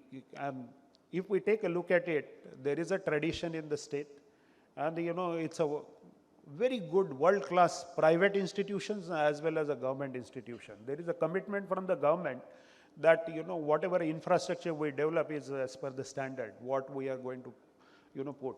So in Kannur now, there is one of the international Ayurveda Research Institute is in making. In another 1 or 2 years, that will be a hub from where lot many researches are going to happen. All our hospitals, we are going ahead with, infrastructure investment. State government had taken a decision. There is one very good hospital at a very scenic location in Varkala, which is on the cliff. Many of you must have already known about it, Institute of Naturopathy. Government has taken an initiative to raise the standard of that institution. So the point what we are making, that we have identified what are the requirement which is required, so that we can take our institution on a global map. And that's the way there are policies, framed. Our private-led institutions also, not only the hospital setting, but the resort. You go anywhere in the state of Kerala, you will find that there is an essential component related to the Ayurveda in all these resorts. And that was the beginning, and now it has gone all over the country. Everywhere, in fact, we see this component that we have, made it as an integral part of our experience, what we would like to give it to anybody who is coming to those places. And tourism and healthcare is working with a very coordinated way, and that is what is, visible for all of us. So Ayurveda and wellness is, the way we practice, I have already mentioned, in a very authentic way. Modern medicine also, there is a huge infrastructure which is getting developed by private sector and the government sector. And the hospitals are going for national and international accreditation. So when we work out in this way, even to the modern medicine, we also say that there has to be a component of, looking at the segment-specific issues and have a promotive and rehabilitative care package. So what actually is happening is a transformation. Even in this internationally accredited hospital, they keep a component which is related to promotive and rehabilitative packages. And therefore, after that treatment, we can also take the whole segment to this, what we are, able to offer. We are having a very good skilled manpower, and there is a continuous effort to build the capacities, because this is very, very essential for all of us in all the states to ensure that we are having a capacity. Another thing which is happening, which I would like to share, that, and that is some of the points what I wanted to highlight to the ministry. Regulatory framework is very, very important, because in the name of, our Ayush, there are many bad practices which are in practice, and unless and until we stop that, or we do some kind of a accreditation and certification program, thereby whosoever wants to avail these services, they will have that kind of a confidence that yes, this is a certified program, this is certified protocols, and therefore we need to undergo that. Only that way we can weed out these bad practices. So we need to bring a focus on this, because at one shot, we will create a very bad name, and then it becomes very difficult for us to recover from such kind of a shocks. So please keep it in mind. I do received some of the correspondence from our embassies abroad saying that there is a problem because these individuals were not properly trained and certified. So we need to bring the focus on those areas as well. We are all, not only in the state of Kerala, but I think throughout the country, wherever this is authentically practiced, we are very competitive in service offering. So these are all strategic advantage, not only for our state, but also I think in other part. So this, I am really sorry, technology does fail us sometime, and therefore we need to look at the traditional approach of doing presentations as well. So what we plan to do is we would like to emerge as India's foremost destination in wellness and curative. To begin with, I started with saying that if we keep the approach towards this 10-20% people who are having morbidity, and if we don't take a look at 80%, then we are missing a very big opportunity. And that is what we need to tap, that how we will promote this well-being or health and well-being, that even from childhood days, we need to have some kind of a practices and we take it forward. And whosoever comes, if we can build the packages around that for the families, it need not be the segment specific, it need not be only element specific. That definitely, wherever it is possible, we need to do. But if we bring our core competencies and all our knowledge in health and wellness, I think then it will be a huge market for all of us, especially the stakeholders from the private sector and also government sector, because we exist to see that if anybody is having any ailment, you provide services. But this is the opportunity where we would like to go ahead along with the public-private partnership. So the present ecosystem in Kerala, we are building around like this. There are around 160 plus government hospitals. There are more than 50 Department of Tourism approved Ayush hospitals. So these are on the, on the website and all the way we promote tourism at that time, health and wellness tourism package when we promote. These hospitals information is all available to anybody within the country, outside the country. We are having 1,500 dispensaries. We are having an extensive infrastructure for this, and we are going ahead with the accreditation system. Now, this builds the confidence among everybody. We are already having an ISO certified wellness center, and we are having an Ayush research center, which provides very good input to all these things. The services offered, one, as I am saying that on a rejuvenation side, health and wellness, and also on a curative side. But we need to do the mix because people will come. These are very good therapies which are available in our Ayush sector. And we want to now build the packages. Now, these packages building will not happen only with the government initiative. Government will have to act as a facilitator, and we have to have a niche packages which should be the age-specific, segment-specific packages. And thereby, they will come for those packages, and also, many other things will happen along with this. That's the whole idea. But these are the already, things which are already planned and in practice in the state. So we are having this very good coordinated effort from the industry side, the stakeholder side. In fact, last year, FICCI, CII, they also arranged a national level, international level, one event in Kochi. I think some of you must have already participated. We are having a good experienced team in NAM who constantly interacts with everybody. And even those today who are here, they would like to get more information. Dr. Saji and Riddhik, they are here. We will definitely, facilitate any kind of an inquiry. There is a very strong political and administration will, because I have not seen the progressive, the way some of the development activities has been taken. For an example, in Ayurveda sector now, we are, going ahead with good infrastructure investment. So these points are covered.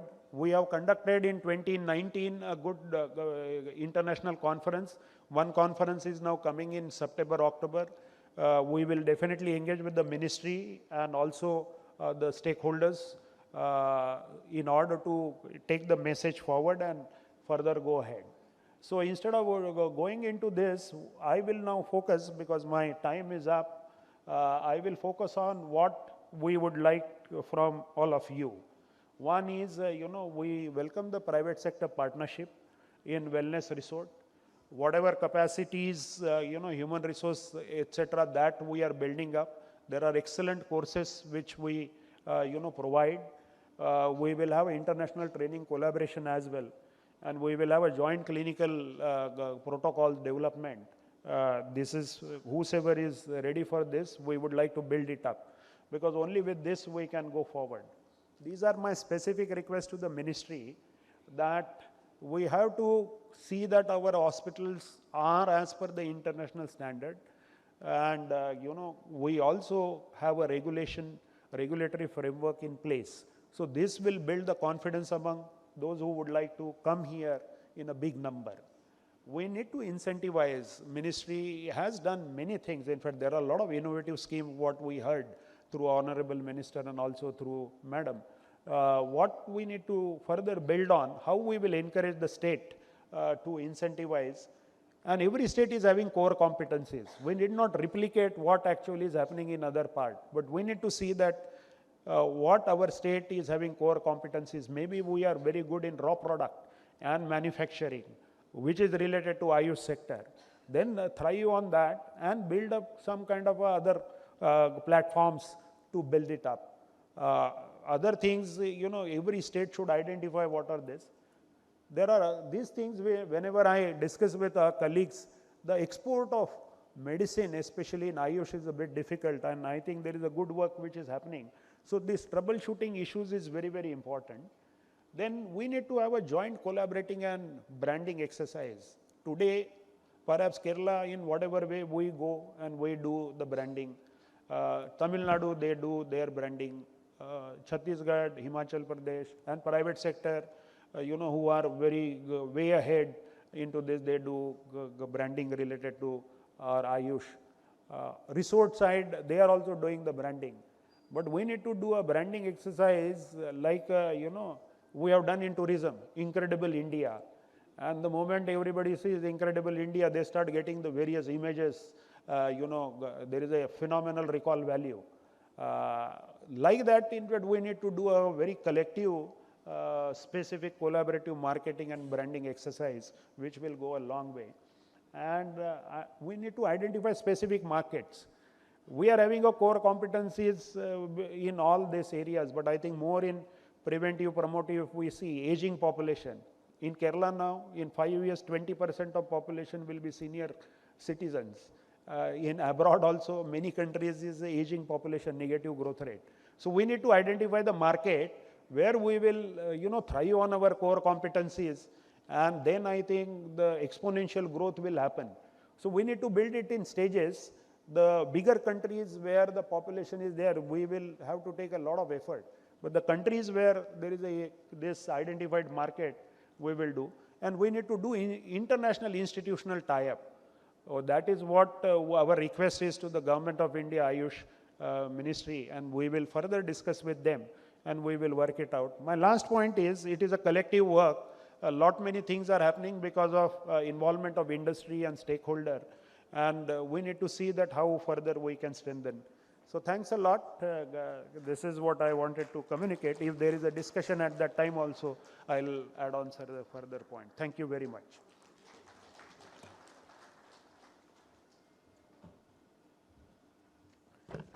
Thank you, Dr. Rajan. It was indeed a very informative presentation. Can we have a round of applause, ladies and gentlemen, for such an informative yet an insightful presentation. Now calling up our next presenter on the stage forward. So dear presenters, we would request you all, as we are already behind schedule, so requesting all our speakers to keep your presentation within the time limit of 5 to 7 minutes. That would be really Great. I would now request and welcome Srimati Salma K. Fahim, Secretary, Department of Tourism, Government of Karnataka, to kindly join us forward.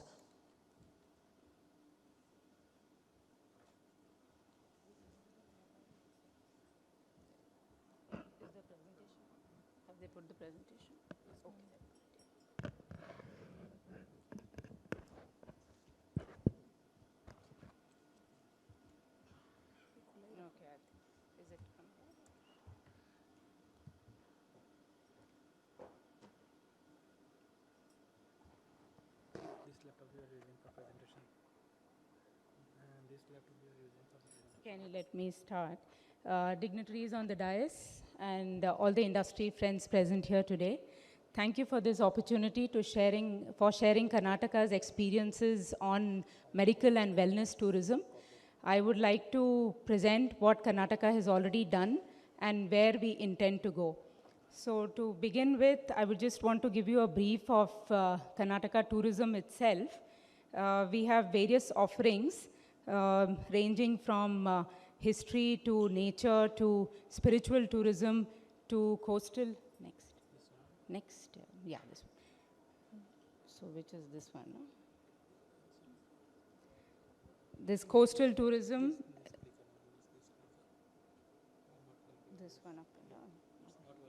Why is it not working? This is somebody else's presentation.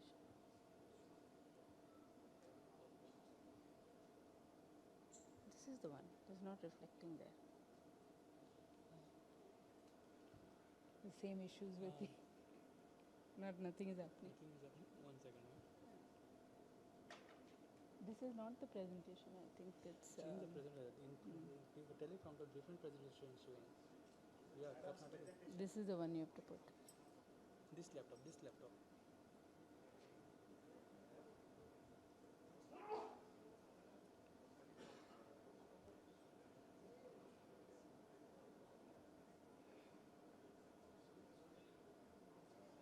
No, it's not working. This laptop is not working. Okay. Go for that. Yeah.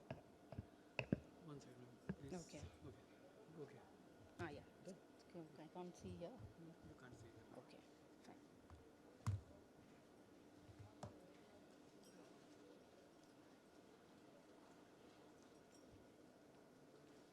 Now this thing doesn't work. Watch out, it's the other way around. Yeah. Talking about Karnataka's offerings, we have a rich offerings in history, nature, spiritual tourism. We have a very vibrant coastal tourism and also variety of fairs and festivals. And Bangalore is known as the Silicon Valley. So all of this complements the wellness sector and the medical tourism sector. Just to give an idea of the tourist footfalls over the years, in the domestic tourism visits, we ranked third in the whole of the country. And coming to the international visits, we are aiming to increase this. Currently, we stand at about 20 lakhs, but then we aim to increase this significantly by 2029. This is where medical tourism actually comes in, because we want to attract the foreign tourists to Karnataka for wellness tourism. As most of you would be aware, we have a very rich history of Ayush in Karnataka. We are the home of Ashtanga Yoga, Mysore. And also we are pioneers in Ayush education with important personalities like Patabi Joyce and BKS Iyengar from this area. We also have a very rich biodiversity in the form of Western Ghats, which is a repository of medicinal plants which help with the Ayush preparations. And we also have a lineage and traditional knowledge that contributes to this entire sector.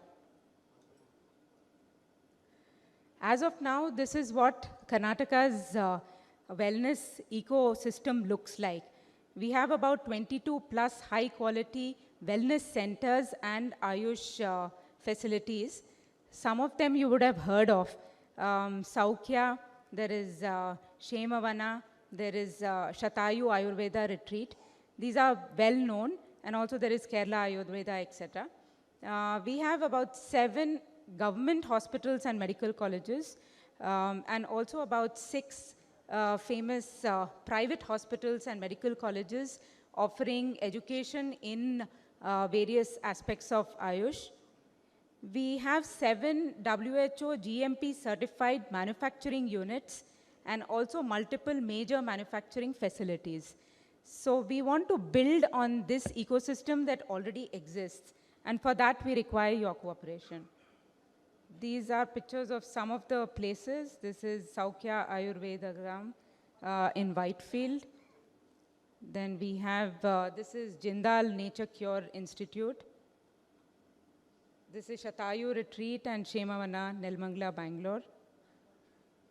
This is another very famous one with the foreign visitors, Swaswara by CGH Earth in Gokarna. This is another Indus Valley Ayurvedic Center in Mysuru. Now coming to the commitment under Karnataka's tourism policy for the wellness sector.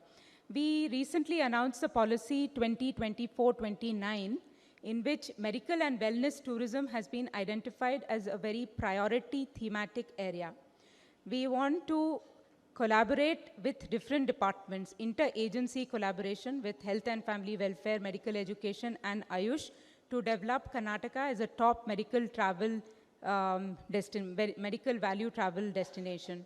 For that, we are providing certain financial assistance. I will come to it more in detail in my next slide.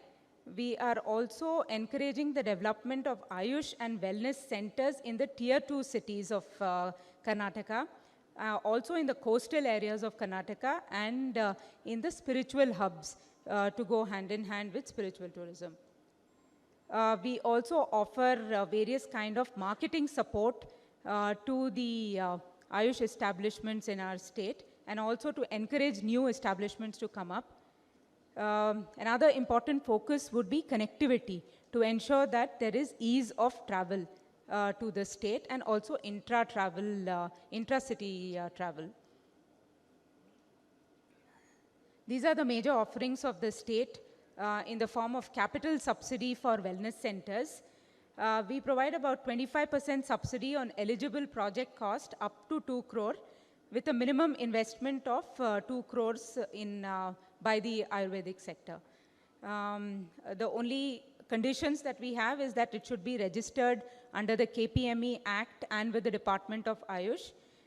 We require that they have 10 trained staff minimum, provide basic essential infrastructure, also provide well-defined SOPs to maintain privacy, record keeping, cleanliness, and staff conduct.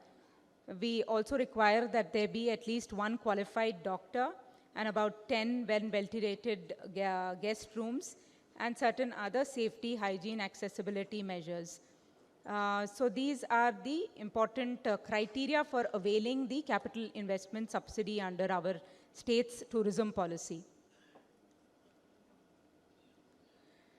Recently, Karnataka conducted the Karnataka International Travel Expo, KITE 2025. It was basically a conference where we hosted buyers, including from the wellness segment from across the world. We had about 250 hosted buyers, and a few of you, in fact, mentioned that you were part of KITE as well, as probably sellers from Karnataka. So based on our experience with the KITE, which was a B2B event, we also identified certain markets, international markets, to attract wellness tourists to Karnataka. We realized that we can divide the entire the world market into 4 kind of segments. One would be the core feeders, where already we have a sizable number of people coming in. And then we have certain mature markets which may be going towards Kerala and the other South Indian states, which we want to also invite to Karnataka. We have certain high growth prospective countries which we want to target by providing ease of access and these kind of subsidies to our domestic market players. And finally, we have the emerging opportunity countries, which we would look at for promoting Karnataka, making Karnataka's offerings more well-known. So this is basically the strategy that tourism department is adopting to attract the tourists from medical and wellness tourists to Karnataka. Now this is more like a roadmap on where we want the Ayush industry to grow and what kind of an ecosystem government should provide and support. So we are looking at focusing on encouraging international accreditation. We want convergence between tourism, Ayush, and health departments because we need to work together to attract the industry and the tourists here. Developing specialized Ayush MVT packages. We want to promote, which is what would be my request to the ministry as well, a one-stop medical value tourism portal. If it can be developed for the entire country, ma'am, it will help because we can list our offerings and also ensure that there is one stop for all the stakeholders to interact. So this would be one thing that we could look at from the All India perspective. We are also looking at developing global partnerships, like I explained before. Smoother visa facilitation, which our colleague has already explained, that Ministry of Home Affairs is working on. Standardization of training, promotional support to the Ayush destinations and targeted campaigns in key markets, certain fiscal incentives, local communities' involvement and traditional knowledge holders to build an inclusive ecosystem, international roadshows and B2B meets, and joint participation at suitable international events. So this would basically be a multi-pronged approach to developing this sector. Now coming to all of you present here, I would like to invite and extend a warm welcome to the stakeholders, whether they are from the hospital, wellness centers, practitioners, tour operators, and investors. We want to develop Karnataka as the premier global destination for Ayush MVT, invest in authentic state-of-the-art facilities under our supportive policy. We want to co-create innovative wellness packages integrating Ayush with unique tourism experiences and collaborate on quality assurance and skill development. This would ultimately harness Karnataka's Ayush heritage and modern capabilities to create transformative experiences. So once again, I want to invite all of you to come to Karnataka, set up your business, also avail the tourism facilities that we have, and we can grow together. Thank you so much.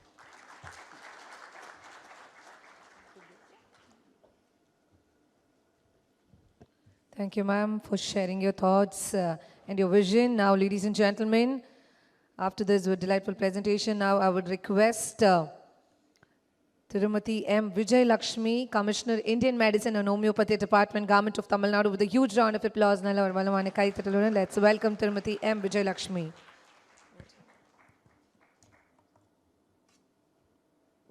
Anevarukkum Kaalai Vanakkam. Good morning to the dignitaries and the dais and participants.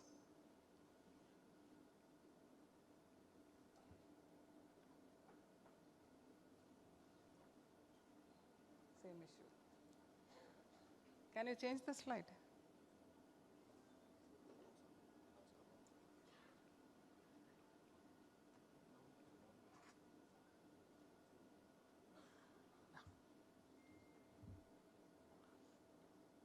Yeah, Tamil Nadu has the unique distinction of being the only state in the country where we have all the systems of Ayush, including Siddha, which is the dominant one in Tamil Nadu. We have a total of 7 government colleges, and we have 46 private institutions which provide medical education in Ayush streams. We have a total of 1,546 wings, Siddha is 1089, Ayurveda is 103, Unani is 66. The breakup is given. We have 34 hospitals where we have inpatients. This is the state system which I am talking about. We have a staff strength of around 5,000. And the state budget for the year is around 600 crores. And for the Ayush mission, we have got 123 crores last year. The major projects which we have done in the state sector is 50-bedded integrated Ayush hospital has been established in Theni and Thiruvannamalai and it is functioning. And we have 100 yoga and wellness centers which have been established throughout the state of Tamil Nadu. 50 Siddha musculoskeletal disorder programs are also in place in state of Tamil Nadu. Next, this is the International Institute of Yoga which has been established in the year 2021 at a cost of around 100 crores. It is in Chengalpat. It is a very big campus which is in around 50 acres. It's in close proximity to Chennai.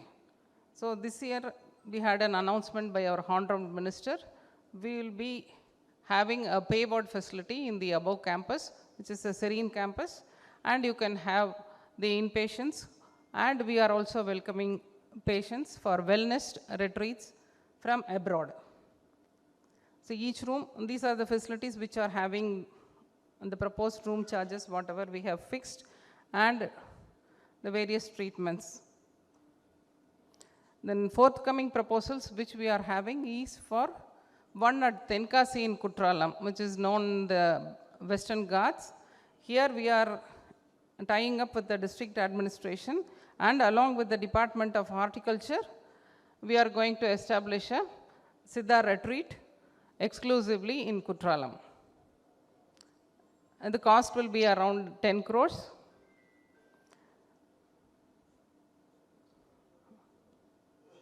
So now we are in discussion with National Institute of Siddha for setting up of wellness retreats in Chennai, a short-term wellness retreats in Chennai and in Mahabalipuram. Thank you.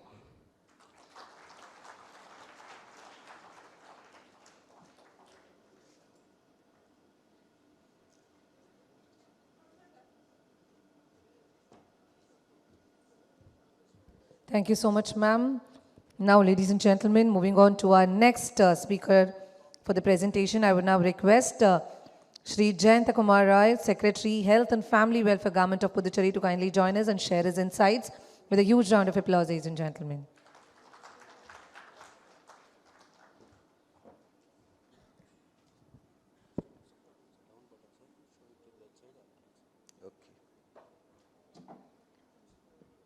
Thank you, ma'am.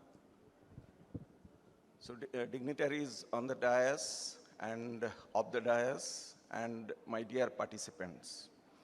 Pondicherry, you know, it's a small union territory of a 15 lakh population, and although we are scattered into 4 regions, in Tamil Nadu we have 2 places, main Pondicherry region and Karaikal, and Mahe in Kerala, and Yanam in Andhra Pradesh.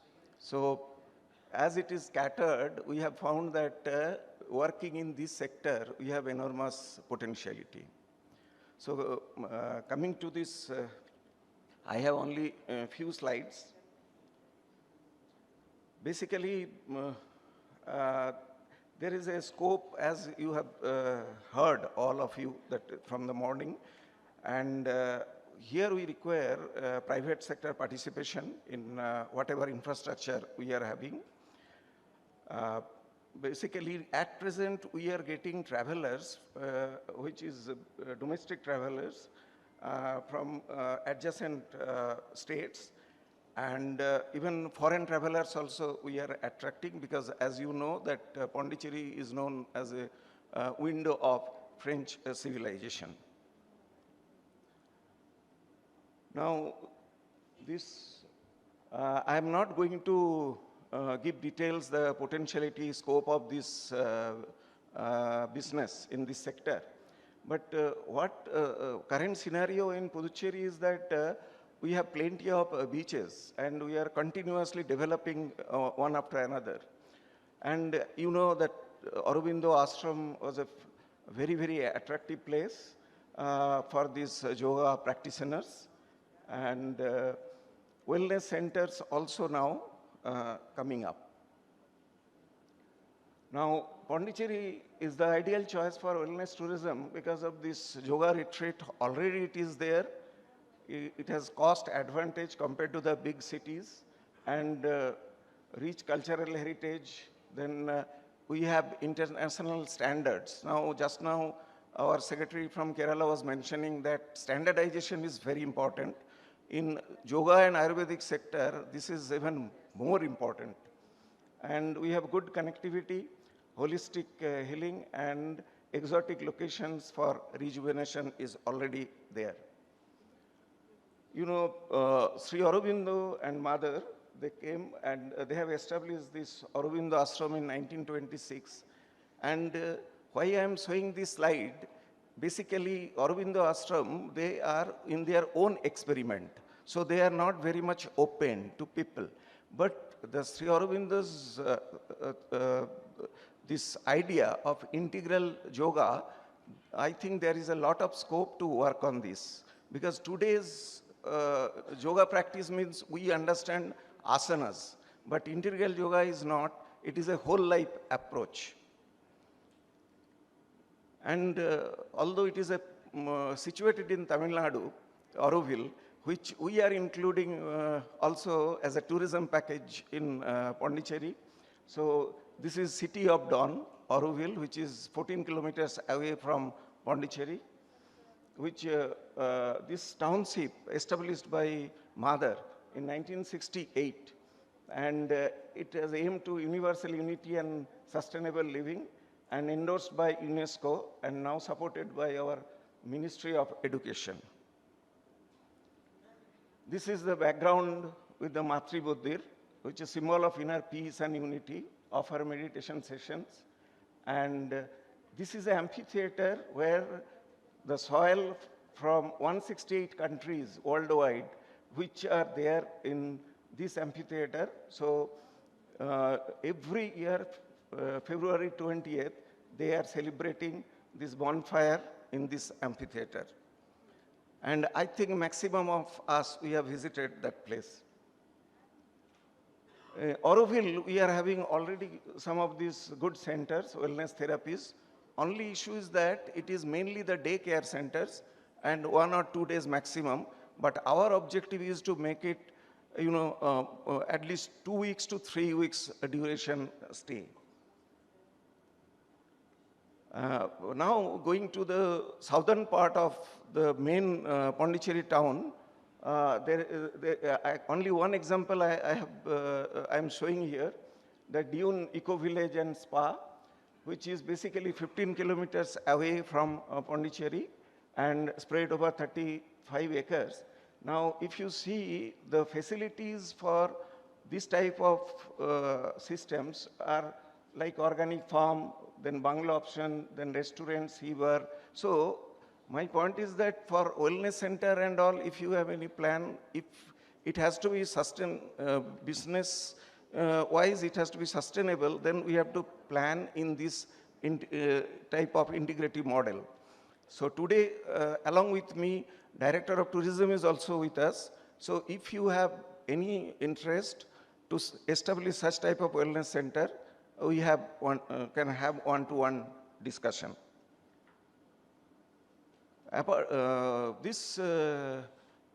Our International Yoga Day is being celebrated for 11 years. But in Pondicherry, we have started little bit early. Even early 2005-06, we have started this International Yoga Festival, and that we are doing it from January 4th to 7th every year in association with our Department of Tourism. And now we are getting very good response for this International Yoga Festival. And coming to the existing infrastructure from the government side, this Ayurvedic center, we have 28. And apart from ARM, that ARM is coming within the framework of allopathy, Ministry of Health and Family Welfare. So 34 Ayurveda centers plus 28 centers in the Ayush. Siddha centers we have 26, homeopathy 18, yoga and naturopathy 4, and Panchakarma centers 4, and Varmam and Tokkanam center also 2. Now, a 50-bedded hospital has come up in Villanur, where any sort of PPP mode collaboration also we are ready. These are some of these upcoming projects which I thought that I should share with you, that under this Aushodhi Gunavatta Evam Utpadan Sambardhan Yojana of this Ayush mission, we are planning. Mahe is our targeted area because it is located within Kerala. So naturally people have the affinity, and Kerala has already developed that brand image. So there we are developing these facilities. At present, one hospital is running, and a small facility is now preparing 58 medicines for the OPD.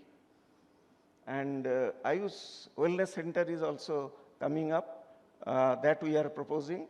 And a 50-bedded Ayush hospital with Ayurveda, Siddha and external therapies under PPP mode, that is also under active consideration. So with this, I will end my small deliberations with you. I would like to thank specially to the Ministry of Ayush for selecting Pondicherry for tomorrow's event. Actually, from tomorrow, only 25 days will be, countdown will be there for the International Yoga Day. So this time, Ministry has selected 4 cities within India. So Pondicherry is one of them. So tomorrow we are going to participate into that. Thank you.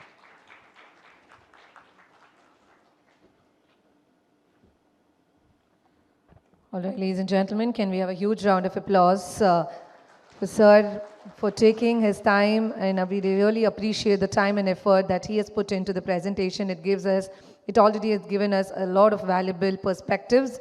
Thank you so much to all our esteemed speakers for those insightful and action-oriented presentation. These collective efforts from the center and state show great promises in driving India's position as a global leader in Ayush-based wellness and medical value travel.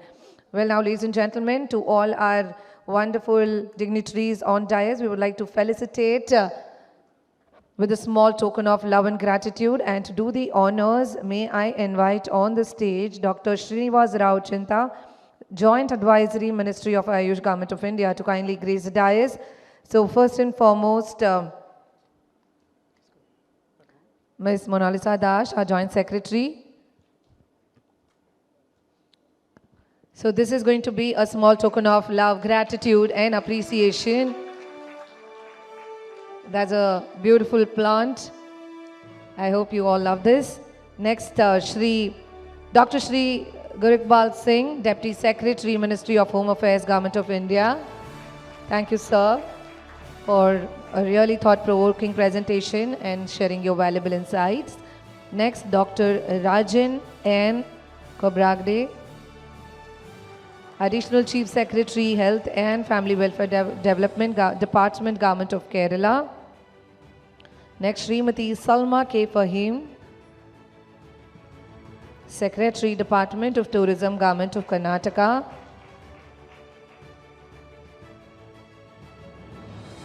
Next, Tirumati M. Vijay Lakshmi Ma'am, Commissioner, Indian Medicine and Homeopathy Department, Government of Tamil Nadu. Thank you for taking your time out and for gracing your glorious presence. Next, Shri Jayanta Kumar Ray, Secretary, Health and Family Welfare, Government of Puducherry. Nandri, sir. Mika Nandri for joining us here. All right, now requesting all our dignitaries to kindly join us for a quick photo op. Yes, and then we get ahead to our next session.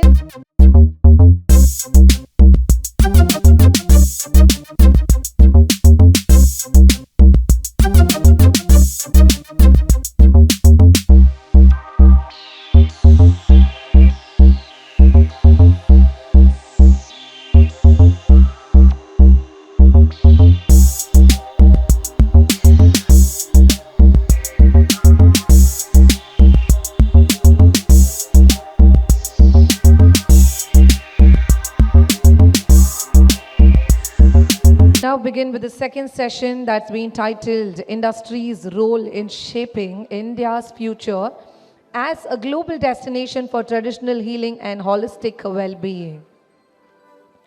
So this session showcases how leading Ayush hospitals, wellness chains, product manufacturers, and integrative care providers are shaping India's offerings for global audiences.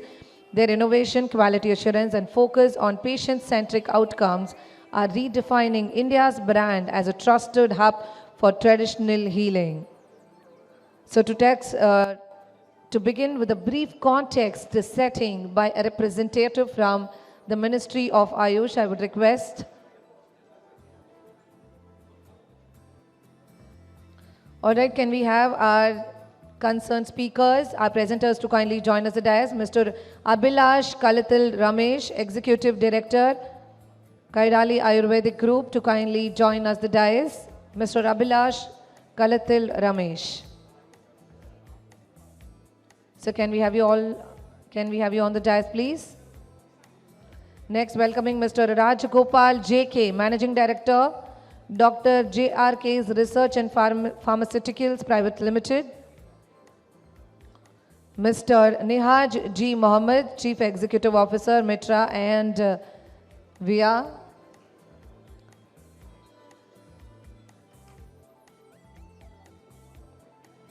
Next, Mrs. Kumutta Wali Shivkumar, Managing Director, SKM Siddha and Ayurveda Company. Dr. Somit Kumar, Chief Scientific Officer, Arya Vaidya Pharmacy. Next, I would request Mr. Shreejit Idamana, Chief Operating Officer, Apollo Ayurveda Hospitals, to kindly join us at the dais. Mr. Ashwana Gandhi, Chief Executive Officer, Niramaya Retreats. Mr. Gopinath Balasundaram, Chief Executive Officer, The Residency Hotels, India.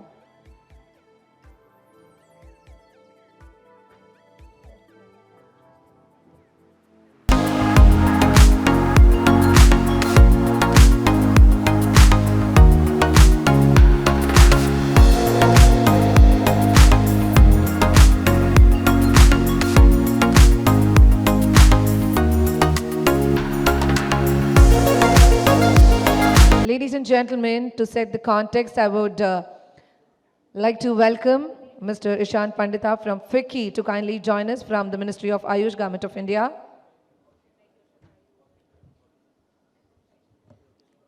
Good afternoon, august audience, respected speakers from the industry. I take this opportunity to give a context to this session. This is one of the important sessions that we have. We have heard about what government and various state ministries and state departments are planning and how they are trying to empower us with the Ayush set of services which they are offering in their respective states. But it is equally important. From FICCI, I represent not only the Ayush department, but also the medical value travel industry and department. And there is a very unique offering that we have in India. We have the best of the doctors, best of the hospitals, but we also have a unique, which is something which is only unique to India, is that our offering for the medical value travel in Ayush, which not only helps the patients who are coming from other countries to get themselves treated with the modern medicines, but in the recuperation period, they are also helped by using these traditional system of medicines in India. I think why it's important for us and industry to come forward and support the government, these government initiatives, is one, we want to go and approach the world as the global leader in healthcare. That can only happen once our initiatives are in sync with the initiatives provided and by the government of India and also by the various states. With this, I would like to now, set the ball rolling for our industry members to give us perspective of how they have been able to achieve, their respective progress in the areas of interests, and specifically talking about their businesses, how they've been able to create that impact, which is very important for us to take it as a success story. So these are the success stories that you have in front of you. And there are aspiring entrepreneurs among the audience who can take the advantage of these stories. And let's create an ecosystem which would make us best in the world. With this, I would like to ask moderator to please go ahead with the session, and let's have these presentations. Thank you.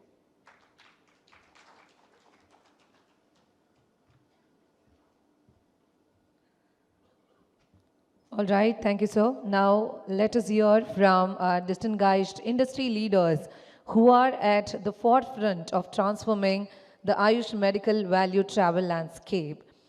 So to start with, to invite our first speaker forward, I would like to welcome Mr. Abhilash Kalatil Ramesh, Executive Director, Kairali Ayurvedic Group, to kindly join us forward with a huge round of applause, ladies and gentlemen.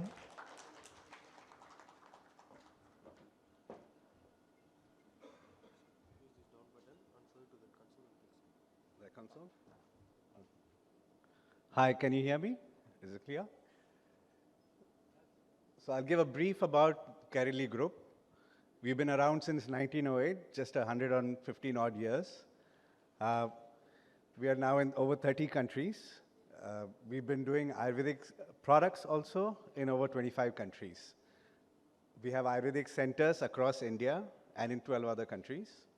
Our major hospitality projects and hospitals, one is in Kerala, we're opening now one in Goa, and we have one in Czech Republic as well. It's an 80-bedded center.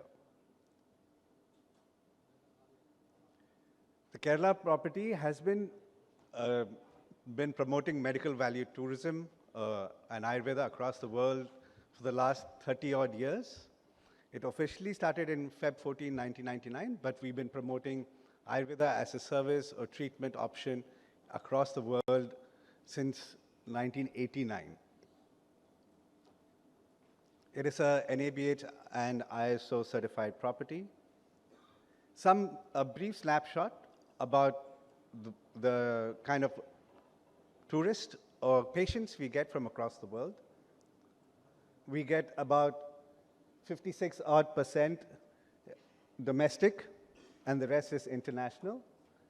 We get and in terms of revenue bifurcation also, if you can see, about 55% odd is from the international clients. So there's a slight discrepancy from the domestic versus international. The average length of stay for an international client is about 14 nights for any therapy program. They spend about 3.5 odd lakhs to 3 lakhs at our properties. If you want, and then our major markets are France, Germany, UK, and UAE. We've been predominantly present in these countries as well. We do a lot of road shows, a lot of events, including local camps, medical camps, etc., in these countries as well.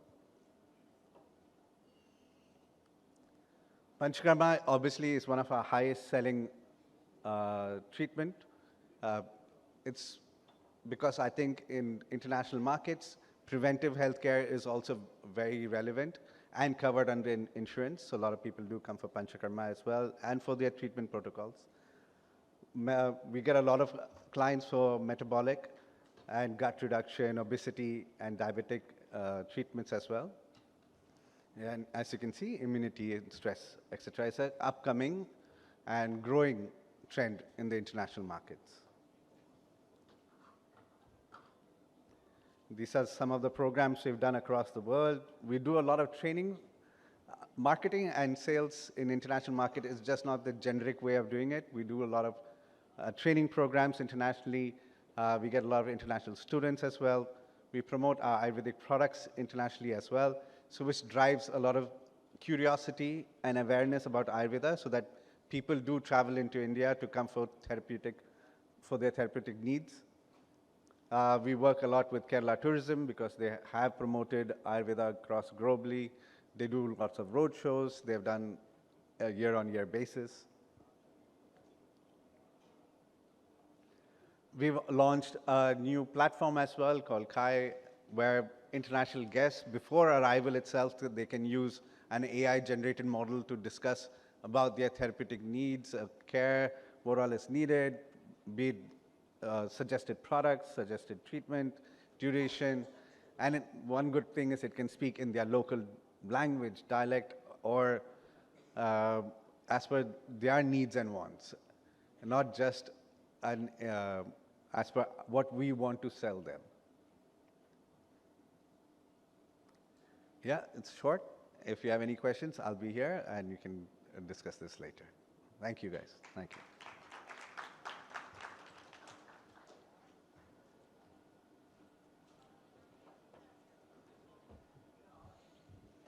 Thank you, sir, for a very crisp and an informative presentation. Now moving on to our next speaker forward, I would request Mr. Raj Gopal J.K., Managing Director, Dr. JRK's Research and Pharmaceuticals Private Limited. Can we have a round of applause as we welcome our speaker forward, everybody?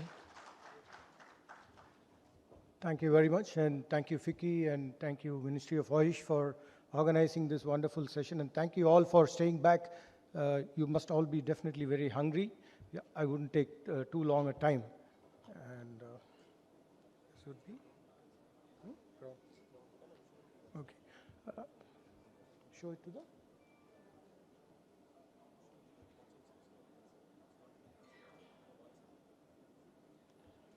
Okay, so alternatives, I don't want to get into a kind of a more of a presentation about what we are, but more to have a food for thought before we go for food.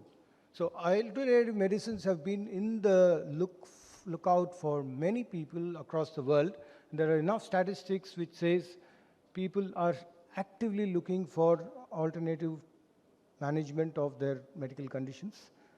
And autoimmune disorders and lifestyle disorders, as we saw, top the charts. And psoriasis, which is a skin disorder, which is about 2 to 3% of the global population. 40% of the patient populations are looking for alternatives. Why are they looking for alternatives? It is because still, to date, there are not enough cost-effective, safe, long-term management of many of these medical conditions. And the percentages actually have reported to be much higher in some of the Indian neighboring countries, Middle East, thanks to the historical connection. And therefore, this opens up a huge possibilities for medical value tourism.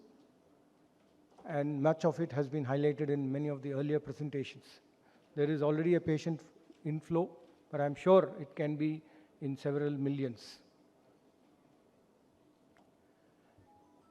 But the real value in MVT would come from greater engagement with the patient or the customers. We have enough being said about how to attract. We have attractive packages which are there in various centers. We are also having good treatment centers. But what is actually also missing is that the continuity of engagement with the persons who come. I mean, we should not have one-off people coming and having a wellness regime and going back. In true Ayush, we need continuous patient engagement, and that would come only if we have the availability and the reach of our medicines or any pill or any oil, or so many things which we have in Ayush that should be available to them once they go back to their countries. So for this, the compliance to the regulatory environment in each of those countries becomes extremely critical, and it's not so easy. So the engagement of the patient, if it doesn't continue, then what happens? They come for a visit, week or 10 days, they get fine, they feel good, then how do they engage and continue? They don't have a formal mechanism to get the medicines as and when. And also, the patient engagement with the medical practitioner post the treatment is also very important. And I'm very happy to see many of our industry colleagues already setting up good infrastructure for continuity of patient engagement.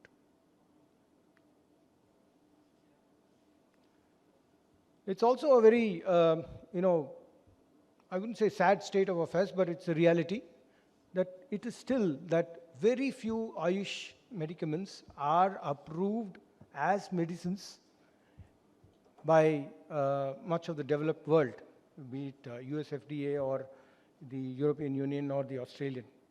So that's a big challenge in front of us for the system to be accepted and being part of the global chain.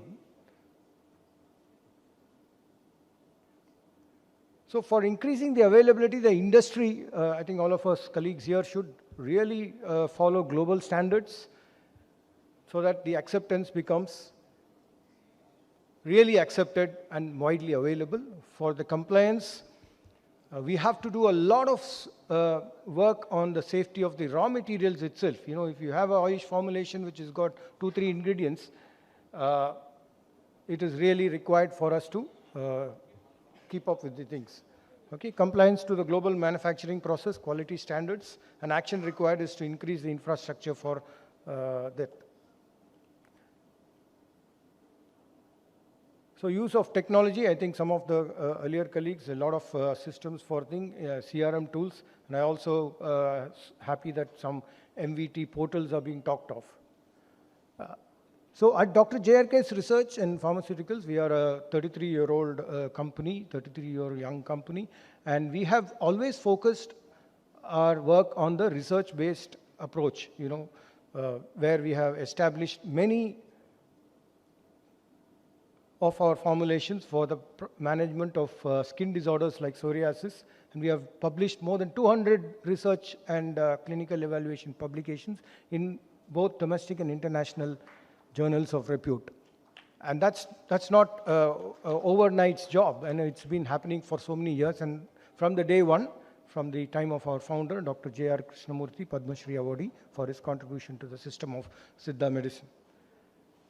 So very recently, we have done a very extensive clinical trial for diabetes, a drug of ours, which nearly about 300 patients. And it's all of those studies have been CTRI registered. And this is something that has helped us gain acceptance in a global platform. I'm just sharing a couple of formulations of ours which have become globally acclaimed, particularly for the management of psoriasis. And it is one of the few drugs from the Siddha system, from the Ayush system, to be recognized as medicines in some of the international audience. And still we have some work to do to meet the compliance. So all I would like to call upon the industry as well as the people who connected is, let's focus on ensuring patient engagement post the phase of attraction and good service. I think this is what will keep the success of the treatment. Success of the treatment, particularly for lifestyle disorders or chronic skin disorders, you need continuity of patients' medicines availability. So I'm sure Ayush medical value treatment is going to be having a wonderful future. And thank you, everyone. Thank you, Fiki. Thank you, sir, for your warm wishes and for the thoughtful presentation. All right, ladies and gentlemen, before we move on to our next speaker forward, so there's a small announcement which I would like to make. There's a wonderful expo which is coming up, the National Arogya Expo, that is the Ayur Conclave, which starts from 28th to 31st of August 2025 at Wings Convention Center, Chennai. So Ayur Conclave is the intellectual and the cultural heart of Arogya Fair, where thought meets practice. It is where students, startups, policymakers, researchers, and citizens shapes India's new wellness identity. So we would request all of you to kindly be a part of this and join us from 28th to 31st. So this is the pamphlet here. So do join us and let's all shape India's new wellness identity. Thank you. All right, now I would like to welcome forward Mr. Nihad G. Mohammed, Chief Executive Officer, Mitra and VIA, to kindly join us and address the gathering with his presentation. Can we have a round of applause? Everybody, the momentum is quite less. I would want all of you to have a little bit of energy So very soon we would be done here. So until then, let's keep the Josh higher. Thank you. So when does the slides move forward to this one? Yeah? That's it. So thank you so much. Vanakkam to my brothers and sisters of Chennai and Tamil Nadu. Good afternoon from Kerala, God's own country. What I'm doing here is I'm going to give you a slide presentation of how we at Maitra Hospital and VIA, a newly set up brand, is trying to help build Ayush medical value tourism in the country. All the eminent speakers who have come before me and after me will primarily speak about the same topic. I assume everybody is hungry, like Raju Balan sir said. I'll try to make it as concise as possible, as simple as possible. So the beautiful presenter today will tell me that we don't have time and we have to wind this up. Yeah, let me do my best. So what are we doing with our role in defining the future of health? So if you look at the global health wellness markets, we have a rich heritage in terms of all Ayush-related streams in this country. I don't think anybody in the world can boast about a 3,000-year history of traditional medicine in the world. And there is a growing demand for wellness tourism.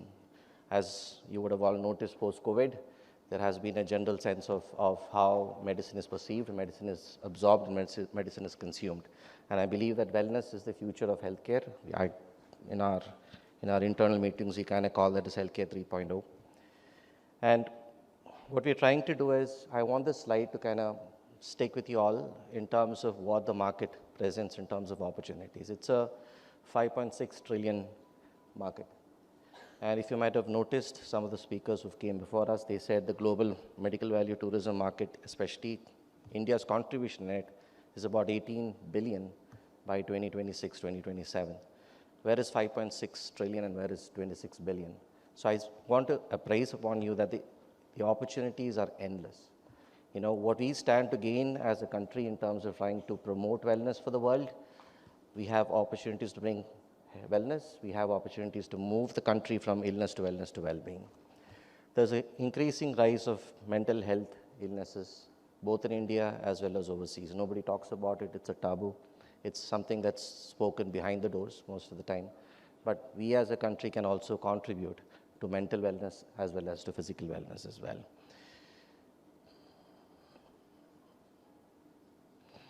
So what is the industry's role in scaling up the vision? So we have to institutionalize traditional practices, yeah?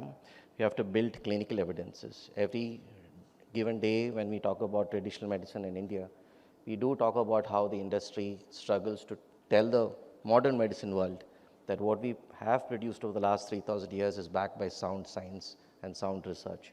But having said that, we have seen considerable strides with the Ayush Ministry coming forward in trying to regularize, publish documents as well as studies in efficacy and effectiveness of traditional medicine. At the same time, we have to look at integrating modern diagnostics as well.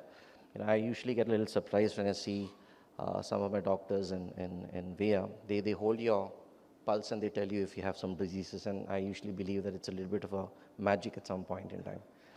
But when you have foreigners coming in, you have to back that by modern diagnostic inputs. And I believe that the true sense of integration happens when you try to build modern and traditional together.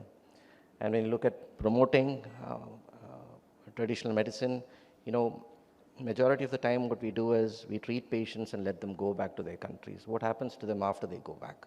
Who's following up on them? Are they following what is asked of them to do? So we believe that we have to continue to integrate digital health as part of our offerings when we talk about medical value tourism and Ayush. Challenges and opportunities, nothing different from what I spoke to you in my earlier slide. You need to standardize needs. I believe Raju Balsar and a few other speakers before me, and I'm sure the few that will follow after me will emphasize this particular point. It's important that we standardize our medical value tourism. Standard our traditional health. I'm a little sad sometimes when I look at Ayurveda offered in 5-star resorts. Ayurveda has been relegated from a 3,000-year-old science to more of a spa service now. That's a 3,000 year of medicine. And we somehow believe that, that's the easiest low-hanging fruit that you can sell to the market. Ayurveda is a spa. Ayurveda is not a spa. Ayurveda is traditional form of medicine built over 3,000 years. And we have to standardize it. I remember one of the speakers from the earlier process did talk about, I believe it was my own Honorable Secretary for Health, Government of Kerala, who said that it's important that we regularize, we standardize, and we authorize who can practice Ayurveda and Ayush streams in our country. We have to build strong regulations. Our economic growth can only form from two parts. We have to build talent. Without talent in traditional medicine, it's very difficult to kind of promote traditional medicine, right? So you have to bring in those talent. You have to start training academies and build the right people who can practice traditional medicine. And the other most important part, as some of the speakers said, manufacturing traditional medicine products. That's also equally important. Very few people talk about herbal farms. Land is a scarcity in this part of the world, and it's important that we look at encouraging institutions and organizations who are ready to develop Ayurvedic products that are efficacious, in terms of efficacy and effectiveness, are one of the best in the world. Yeah, and we have to build competitive edge. India boasts about medical value tourism. The problem is, I see value as the biggest issue. Somehow we try to make our services look a little cheap. It has to be medical tourism, right? So low cost is important, but low cost is not the only factor in terms of how we demonstrate medicine. Yeah, it has to be high quality medicine. It has to be high effective medicine. So we are in a competitive advantage in trying to build the medical value tourism market, but I don't want to do the same mistake of what we all did with modern medical value tourism. Let's not be cheap in our offerings. This is a 3,000-year-old science. Let's value it at a level where even the people who come into this country will also look at it as high quality, high efficacy medicine. Yeah. Industry's contribution, medical, thank you so much, my time is up. Medical tourism and holistic retreats, you would see a lot of this developing in the country, especially post-COVID. You would see wellness resorts, you would see wellness, standalone clinics. What I've seen growing over the last couple of months, especially a year or two, is that hospitals have started to integrate traditional medicine as part of their offerings, which is a very encouraging sign. We at Maitra Hospital have been doing this for the last 2 years. I have colleagues in the audience who have been part of it. And I truly believe healthcare, if we have to evolve with integrated medicine. Yeah. Technology innovation, something I've already stressed upon. Research and standardization, another important pillar in the whole aspect of trying to build traditional medicine. We have to encourage research in this stream. We have to talk about what the science is capable of delivering. We have to tell the world what it is about, and it has to be published. And then private sector investments. How much of what we can expect the government to invest money in all of this, yeah? So I believe it has to be a public-private partnership. More investors have to come in. If we are going to tackle that 5.6 trillion market for wellness tourism, we have to bring in investments. What we have done at Maitra and VIA is we've recently soft launched a new product called Tula Wellness Clinical Sanctuary, based out of Calicut. It's a 30-acre piece of land, 800 crores of investment. It's a 65 key wellness resort where we have research, we have clinical wellness treatments, something that's very close to our chairman. While the per day, per night charges are $2,500 per night, which falls into the ultra high net worth wellness tourism market. What we've done at Maitra is we've taken the science of Tula and tried to integrate it as part of Maitra. And what you see is a product of that. It's called VIA. Well, I usually believe that we would like to call ourselves a globally trusted brand, but I have to be mindful of the fact that there are industry experts sitting here. They are also number one in whatever they do. But that is what we all aspire to be, right? We want to be the best of what we try to do in our specific industry. Why India? Why Kerala? Unmatched healing wisdom.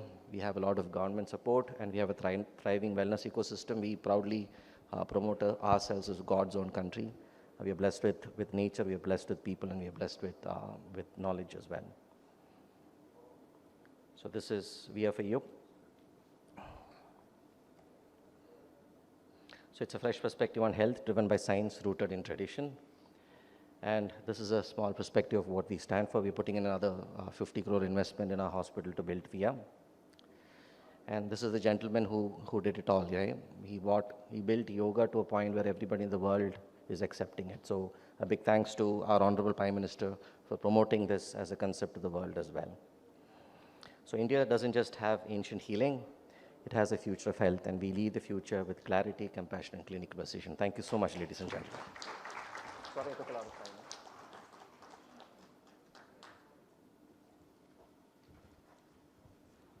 All right, ladies and gentlemen, can we have a huge round of applause for all the speakers, especially sir, for making it really quick, yet a very impressive presentation. Now, moving on, I would request Mrs.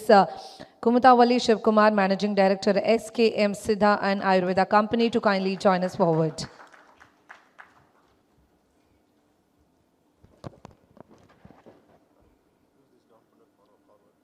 Down one. Okay. அனைவருக்கும் வணக்கம். எல்லாம் ரொம்ப பசியோடு இருப்பீங்க. I just have four suggestions for the ministry. So I'll just run through my presentation. For people who don't know, I represent SKM Siddha and Ayurveda. We manufacture around 1,200 formulations and in Siddha, Ayurveda and Unani, and we are present in 21 states in India, and we do small exports also. So to start with, collaboration of, once again. So collaboration with the government and private players to develop wellness centers. So collaboration of Ayush practitioners and service providers with existing hotels and hospitals. For any Ayush practitioner or service provider, creating a new infrastructure for Ayush tourism requires huge capital investment and gives very slow and very long-term return on investment. So it is very difficult for any Ayush practitioner or any stakeholder to invest, to pump in huge amount of money initially. So if some support is there, it will be good, or if some partnership with the existing infrastructure can help us. Because of this huge capital investment, this restricts the entry of talented clinicians and new Ayush service providers from entering. If we could facilitate the partnership scheme between the two, we could quickly enhance Ayush health and wellness tourism and effectively utilize the existing resources and infrastructure. And secondly, as how acupressure and acupuncture play a vital part in Chinese medicinal practice, our Siddha system has a wonderful treatment technique called Varma. நிறைய பேர் இந்த வர்மா நம்ம வந்து ஆயுஷ்னாவே ஆயுர்வேதா யோகா அதோடு நின்றுரும் இல்லை கொஞ்சம் நேச்சுரோபதியோட. So சித்தால excellent treatment protocols இருக்குது. ஒரு சிஸ்டத்துலேயும் நிறையா எக்ஸலண்ட் ட்ரீட்மெண்ட் ப்ரோட்டோகால்ஸ் இருக்குது. அதை இன்டிகிரேட் பண்ணி நம்ம ஒரு சிஸ்டமாக கொண்டு வரணும் அப்படின்னா நமக்கு வந்து இந்த வர்மத்தையும் நம்ம ஆயுர்வேதத்தோடு இணைச்சி கொண்டு போகிறப்போ அது வந்து இன்னும் நல்ல ரிசல்ட்ஸ் கொடுக்கும். Tamil Nadu government provides MD in Varma in our Siddha medical colleges. Varma is a great science of our Siddhas. If well integrated to the treatment protocol of Ayush or modern system, will add more value, giving better results, especially in challenging neurological conditions and in pain management. Next. My third suggestion is, there is lack of standardization and regulation. This is one of the key factors restricting Ayush health tourism. Providing proper accreditation from the ministry for qualified service providers and ensuring participation of quality medicines will ensure safety and efficacy of the services taken by the tourists and boost their confidence to sign up for Ayush treatments. It would also improve the image of Ayush tourism in a very big way. And my last recommendation is to enhance the growth of any system of practice, we should first enhance the quality of education of that system. Enhancing the curriculum of Siddha, Ayurveda and Naturopathy colleges with the inclusion of basics of other related systems. Like people learning yoga and naturopathy should be exposed to the basics of Siddha and Ayurveda and vice versa. This would help us to well integrate the promising practices in each system and in turn enhance Ayush treatments provided. Also, steps to include communication skill development in the curriculum is very, very essential to attract global participation. And lastly, one small suggestion is that the Ayush Visa portal, in that we can provide a list of approved and accredited hospitals and Panchakarma centers for the tourists to choose. These centers can be periodically regulated, and like how we have star rating for hotels, we can also have these ratings so that people don't get cheated. This would minimize their disappointments. They would be well informed as to what should be expected, apart from guaranteeing minimum standards. A separate click button option with scroll down menu of quality service providers with the ranking and even with the classification of either it is Siddha, Ayurveda or Naturopathy can be given in the portal. Thus, the 4 points I'll sum up: collaborating with the existing hotels and hospitals, integrating Varma therapy, ensuring minimum quality standards for service providers by government regulations, and enhancing the curriculum of our students. This would make India the most sought after health and wellness tourist destination. Thank you for the opportunity.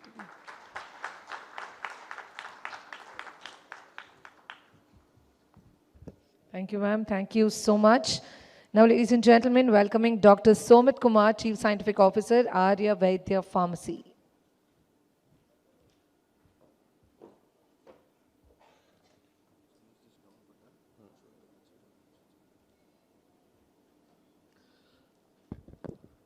A very good afternoon, and so I represent a tradition which originated from Kerala, evolved in Tamil Nadu, and in fact grown by the whole world now. So we represent a brand called the Ayurveda Pharmacy. It's nature's own desire that this, by the vision of our founder, P.V. Ramavariyar, is thriving. So what we do, we manufacture medicine, we treat, we have hospitals, of course, in a domain where it is not co-located with allopathic facilities, but a standalone Ayurveda hospitals. Then we do export medicines, equipments. We have a lot of initiative in terms of creating human resource for Ayurveda propagation as well as delivery, because that's a major area where our mentor, Sri P.R. Krishnakumarji, specifically focused, that if we don't create class practitioners, stakeholders in Ayurveda, globalization is not possible. So we do a lot of education activity, and of course we were one of the first institution in the whole world to start a double-blind clinical trial in Ayurveda with collaboration of WHO way back in 1977. Until now, we have been pioneering and championing the cause of evidence-based Ayurveda.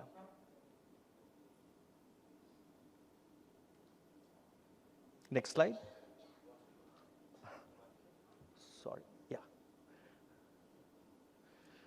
I just wanted to show you what kind of transformational impact we create in our Ayurveda healthcare. This was yesterday, Mohanlal's interview, which is not paid by AVP Group, but in fact, there are two important photographs. If you see, it is Krishna Kumarji and his father Ramavariyar there. In his own experience, he narrated yesterday, and it is out of surprise. In fact, today morning I have added this slide to this presentation, where he talks about how he came to Coimbatore to heal his spine. But what he developed was a deep insight into his spiritual transformation, which he still remembers after so many years. Why? 1980, he came to our hospital, and his reporting is yesterday. Just imagine, this is the kind of transformation we can bring about in people like him. So this is what we require today to build the ecosystem. The people who want to deliver Ayurveda is not just to deliver outcomes based on turnover, but how can we transform human life and bring them a better quality of life. So our vision is very important. We do quality care and purity of treatment and make Ayurveda global.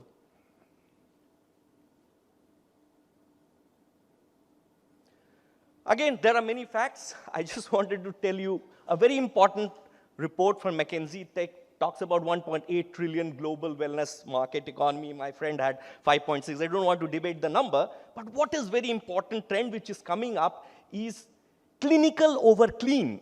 You know, last decade, everybody talked about organic food, organic products, but now people are talking about, I need a clinical care which is doctor recommendation. So they need a doctor to recommend you the product. So it's not just a product-based economy we are looking at in future. We are looking about real stakeholders who will deliver this product, this science, for the people of next generation. And this is the trend in the Gen Z.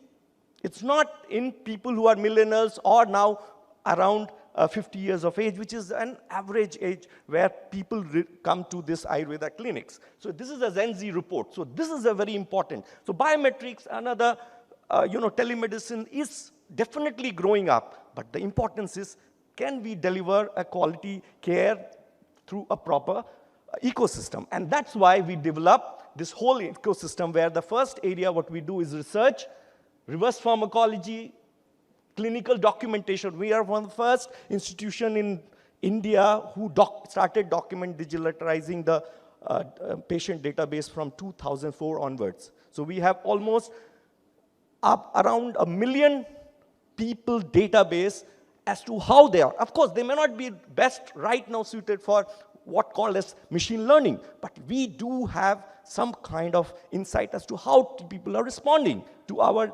inpatient and outpatient care. And not only that, we also give importance to publishing these findings. So we also run one of the oldest peer-reviewed journal in Ayurveda called as Ancient Science of Life, which is one of the first in the Ayurveda field. And in fact, we were the first, as I told you, to collaborate with WHO, also with NIH. NIH was one of the institutions, we were selected by NIH, even not a government of India agency, but a private sector player who had this history of research with WHO, got the grant in for rheumatoid arthritis. As we know that musculoskeletal diseases are very strong forte for, complementary systems of medicines. So we have developed research as well as academic collaboration with different institutions in India and abroad, in Europe, in USA, as well as Singapore, Australia, Brazil, across the globe.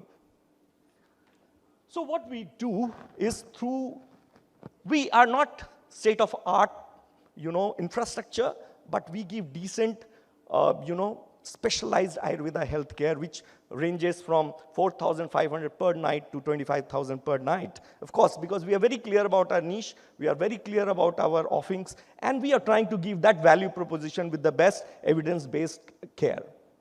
This is one of the most first campus which started the Gurukula education. If you would have heard about Coimbatore model, in 1977, Krishna Kumarji started the first ever free education for all the students from first year to 7th year. And the first 7 batch of these institutions are on the helm of all the policy making today in Ayush. And this is where we still run this place for training institute as well as treatment center. It's called as Patanjali Puri. And this is one of our flagship program, what we call is Tattva Prakashani. Every 15 days in a year, we stop this whole hospital. We lose in revenues. But what we invest is 200 selected students from all over the world. We train them for 15 days, starting from 3 o'clock in the morning to 11 o'clock in the night. They go through the grind of Gurukula education system. They do everything on their own. And they understand what is the kind of rigor they go through and try to understand the real Ayurveda. And this we tell as the flag bearers for the next generation. Because we can't do the course again, but we make young graduates to go through this whole lifestyle. This is another hospital, which is a Center of Excellence in Rheumatology by COE, by Government of India. We document almost 7 different rheumatoid arthritis, osteoarthritis, cervical spondylosis, lumbar spondylosis, psoriatic arthritis, and ankylosing spondylosis. As one of the, every 3 months we give the data of health-seeking behavior of all the patients who come for this disease to Government of India as a part of our COE initiative. So that's what, and the next is our AVP Research Foundation, which runs on the principle of personalized, predictive, participatory, precise, and preventive healthcare, which is called as P5 model. And then R&D and education initiative towards whatever is done in our due course of time. So we run specialty Ayurveda clinic in diabetes and metabolic disease, eye, gynecology, musculoskeletal, anorectal. This is another area of great integration with a great position, a very good clinical outcome, pediatrics, Marma, and other specialty clinics. This is our third.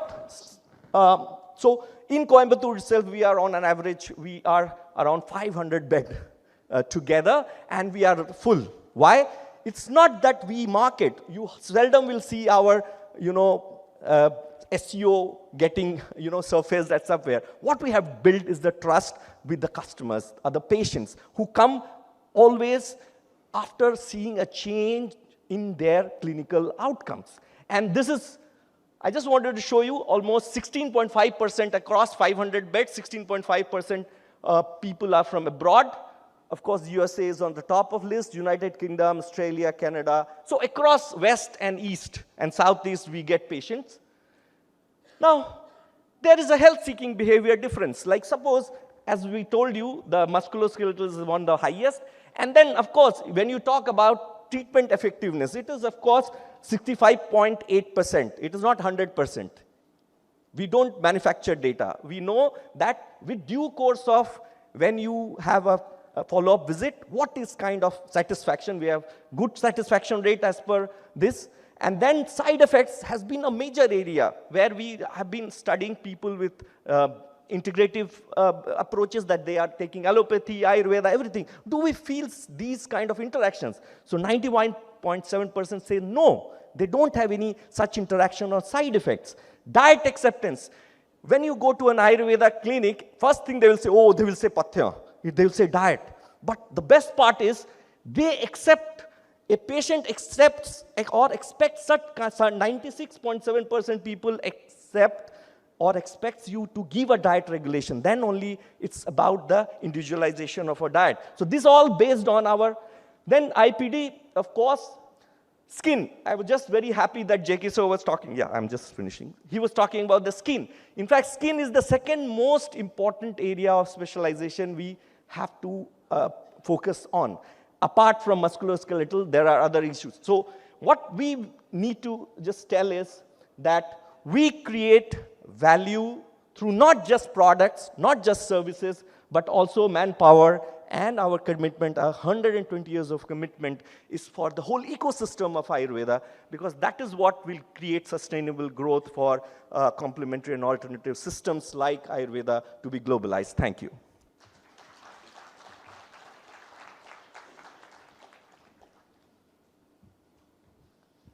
Thank you, sir. Thank you so much. Now, let's welcome forward Mr. Srijit Edamana, Chief Operating Officer, Apollo Ayurveda Hospitals.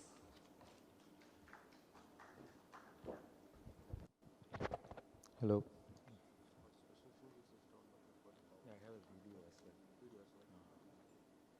How do we do this?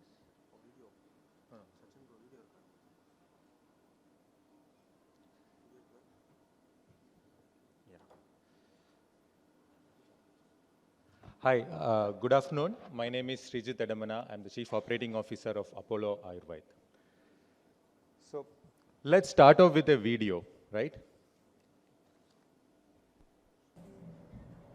My name is Karen Sternfeld. I live in Chicago, and I also live in Chennai, and here I discovered the Apollo Ayurveda, and I've just finished a 3-week treatment in the Apollo Ayurveda Center.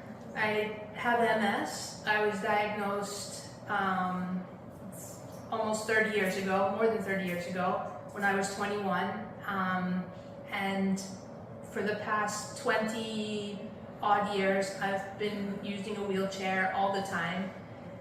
And this 3-week treatment has increased my strength in my legs. I've felt a connection, a nervous connection to movement in my legs and my feet that I haven't felt in more than 20 years. And it's been an incredible experience of growth and learning about a different way of looking at the body and healthcare, and has given me a lot of strength in my legs. Yeah, yes. Come.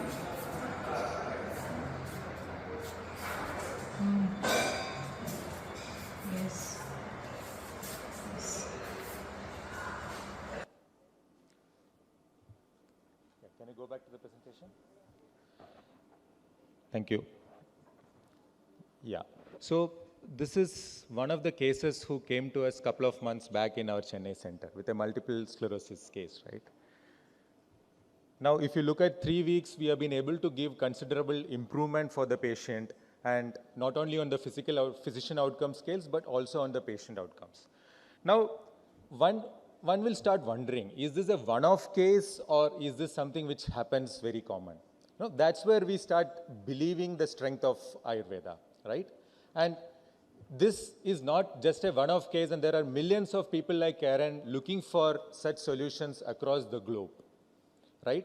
And the trends are actually talking about that. If you talk about non-communicable diseases, people say that 75% plus of mortality globally is contributed by non-communicable diseases.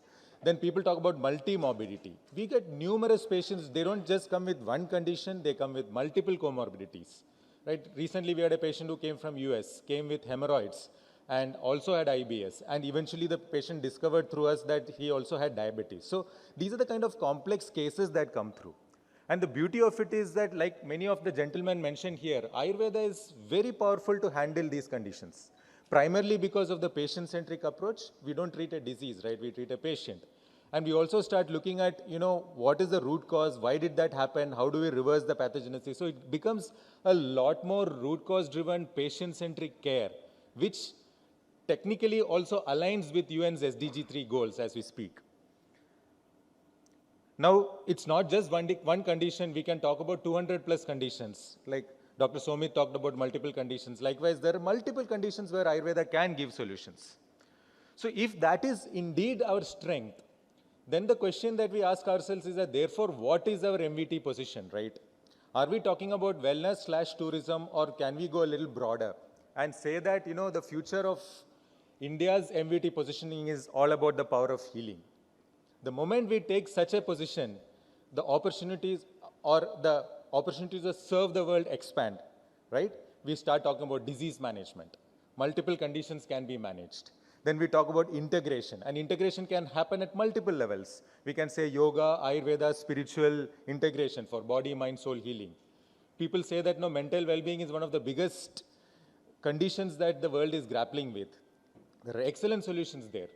We are fortunate to be part of Apollo Hospitals group. We also do quite a bit of integrative care, right? I mean, where patients are treated by 2 physicians, one from Ayurveda and one from modern medicine. And we're seeing excellent results, especially on the integrative medicine and rehab space, right? That's going to be another silver bullet for us, which can differentiate completely India as a healthcare destination when it comes to, competing with other countries, so to speak. Therapeutic well-being, right? We spoke again about multiple cases here, right? I mean, the fact of the matter is that the moment we increase the value that we deliver to the patient, I'm talking about quote-unquote clinical value, right? That's when the well-being becomes therapeutic well-being. So there are a lot of opportunities there. We can talk about detox. We can talk about, kind of managing burnouts. There are multiple solutions that are possible. So where does this lead to, right? I mean, this could be the whole play that India can look at to differentiate from other countries like Thailand, Mexico, Singapore. Currently, we have a story which is, of course, price-based play plus some bit of alternative medicine. But there is truly an opportunity for India to look at saying that, okay, here is something which we can offer uniquely to the world, right? Now, what is the role that we can play, and what is the role that, where do we need help? We can bring in more and more of such case studies. We can bring in more of such stories for us to kind of make people understand. We can bring in high quality content, right? We can participate in road shows and all these things across the country to kind of, across the world to actually propagate the Ayurveda and its goodness. We can build unique solutions. We can build packages. In the morning, there was an ask for a package by one of the honorable secretaries. We can build it, no problem as industry. We will build it for you. And we can ensure that high quality care is delivered. We can give much better tracking, documentation, everything is possible as industry, we can do it. And we are doing it as we speak today as part of Apollo Ayurveda. Now, where do we need help? We need a platform to show that, Ayurveda is, and Ayush is much more than wellness/tourism. We can do many of these things. Government did an ambitious project and did great work about Heal in India, Ayush Grid, etc. How do we integrate all these into a platform which becomes trustworthy for people to go in, right? Yeah. And then what happens is that also let's talk about direct access to many of these countries. We have our soft power, we have embassies. Can we bring there so that, people understand? I know for a fact that a lot of countries like Europe, etc., people want credibility on ground. Somebody has to vet it on ground before they make the trip here. All those things are possible, right? On-ground awareness routes, and of course, international insurance is another big piece that can completely change the play that we can look at, right? Now I'll take 30 more seconds about us. We are Apollo Hospitals Group Company, Apollo Ayurveda, leader in precision Ayurveda and pioneer in integrative medicine. Our patient delight is world-class. 98.6% of patients rate us great or excellent or very good. This I'll skip quickly. We are one of the most awarded Ayurveda hospitals in the country. We were a Harvard case study in 2009, India's first NABH accredited hospital, only National Quality Award winning chain of Ayurveda hospitals. Then in 2017, we were awarded by Government of India, Ministry of CAI as India's best Ayurveda center for MVT. One comment that was come that time was the future of MVT has to be science-based Ayurveda. And 2019, one of the centers became under the scope of JCI. And yeah, we were also for India's first QA accredited center in the space of Ayurveda. These are our centers, 11 centers across the country, spanning across Chennai, Bangalore, Delhi, soon to open in Hyderabad. And we also have a 15-acre property in the foothill of Himalayas in Uttarakhand. And Kochi was our first center which came in, right? Yeah, I'll just skip. We are also doing a lot of therapeutic well-being programs. Just wanted to give a sense of it. Yep. Yep, that's it. Thank you. Thank you very much. Yeah.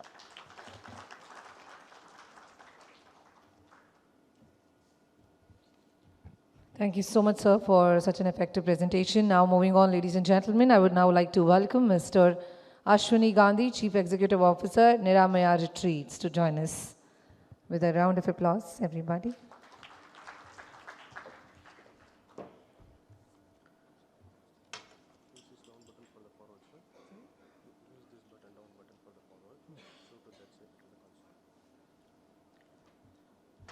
Namaskaram, Vanakkam to all the dignitaries present on the dais and off the dais. I'll quickly take you through the, I represent Niramaya Life. And Niramaya Life, we are a premium wellness brand from India to the world. And we are known for our pedigree, experience and expertise. In last 13 plus years, we have treated more than 3 lakh plus guests. Out of that, 42% were international tourists. And we have a team which have over 175 years of experience and truly want to put Kerala, we are from the Kerala, birthplace of Ayurveda, and taking Ayurveda to the global map. Through our unique Earth Wellness program, in all aspects, from the food, from culture to therapy, Mother Earth is a healer for all the diseases or this thing for the life. And that's where we believe to take this in a sustainable manner. Niramaya is also known for their CSR activity, which we are doing. CSR is our purpose and we do it throughout the year. Now coming to the main purpose of today's agenda. Today, worldwide, India, we saw in the morning, we spoke about India and our role, and as a proud Indian, Vasudhaiva Kutumbakam is our philosophy and our way of life. Today, world is facing an immense health crisis. Be it from stress to sleep problems. Population of world is 8.5 billion approximately. 2.5 billion people are having a sleep problem. worldwide. And as per WHO, sleep could be a next global epidemic. We have an aging population and also the lifestyle-related disease. In fact, there is an interesting search trend. So holistic wellness is a core consumer need globally. There is an interesting search trend by Google. If you see, sleep is the most sought after issue amongst the consumer worldwide. Yoga is the second. So, and I mean, in this forum also, we can discuss how many people get a proper sleep. The sleep is defined by that. And in fact, globally, there are brands, there are companies like Calm or Healthspace, they have made close to $10 billion just by selling us sleep solutions. So we are just talking about one aspect where Ayush and Yoga and Ayurveda can help. We all spoke about numbers in the morning. The point is, India is just touching, it's a drop in ocean. Long way to go for us. And that is where we all of us are assembled here, along with my fellow colleagues, that how can we take India into the global map. And India should lead the change. In fact, just to see some numbers, while we attracted 9 million tourists in last year, however, look at the other countries. India proudly call himself as a space, land from Ayurveda, birthplace of Ayurveda, but long way to go, including even in per spend per tourist also. Japan tourists spend close to $7,000. We saw in the number in the morning, the top countries were Switzerland, Germany, and Saudi Arabia. Maybe the Japan is a country Ayush Ministry should focus upon it, looking at their per capita spend on tourists. Yes, we spoke about this, and the point here is we also have the roadmap. Our Honorable Prime Minister has set this roadmap for Viksit Bharat, and this can be one game changer in putting our supremacy on the world forum. So India, this is what we need to do. Its wellness heritage is everyday wisdom. How can we do more branding? How can we take it to the next level? This is what we are looking. So that we establish India as a destination. And of course, government is doing a lot of programs. And the consumers are also changing. The trends are changing. Today with Gen Z and all, in our resort, we see every month approximately 50 to 75 Gen Z guests are coming as a solo traveler. They just want to come unwind themselves. Now, a lot of things, and personalization is the next big key aspect. So this is where all the players, be it Niramaya Life or other players, we need to integrate and offer and meet with the change.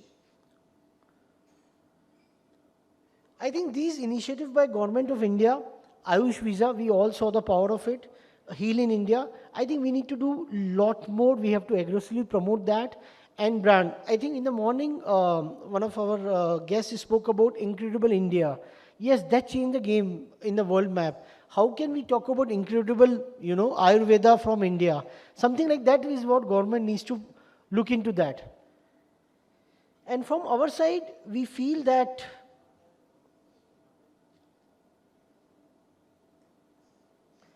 yes, be it infrastructure support, acceleration. In the morning, we got to know a lot of grant and incentive from the government, but it needs to be done in a lot more manner. And also the tax support, the tax regime, this is the kind of support that all the players are looking from the government. Also, I think interesting point made in the morning about how can we publish a list of accredited center and, and make a very, very integrated approach towards building India. There has to be, while there is a website of Ayush Ministry, but can we put it and integrate it? That's the question here. Lastly, we believe that wellness is no longer a luxury. It is a resolution. And this is where we believe in Nilamaya, and that's what we want to make this change in a small manner, day by day, 365 days, 24/7. And I'm using this occasion to invite, we would like to welcome all of you with your family or, be our guest, come to Niramaya and enjoy the warm hospitalities and enjoy the true well-being through our curated Earth Wellness program. So welcoming all of you in this forum. Thank you so much for the Ministry of Ayush for this Medical Value Travel Summit and Honorable Secretary Mona Lisa ma'am, and we are looking forward to build this together, not just for, I mean, for the world, from the India. Thank you so much.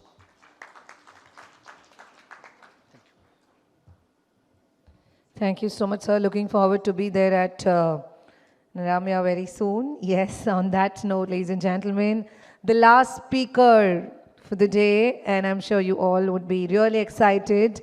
So I now would like to welcome Mr. Gopinath Balasundaram, Chief Executive Officer, the Residency Hotels India, with a huge round of applause.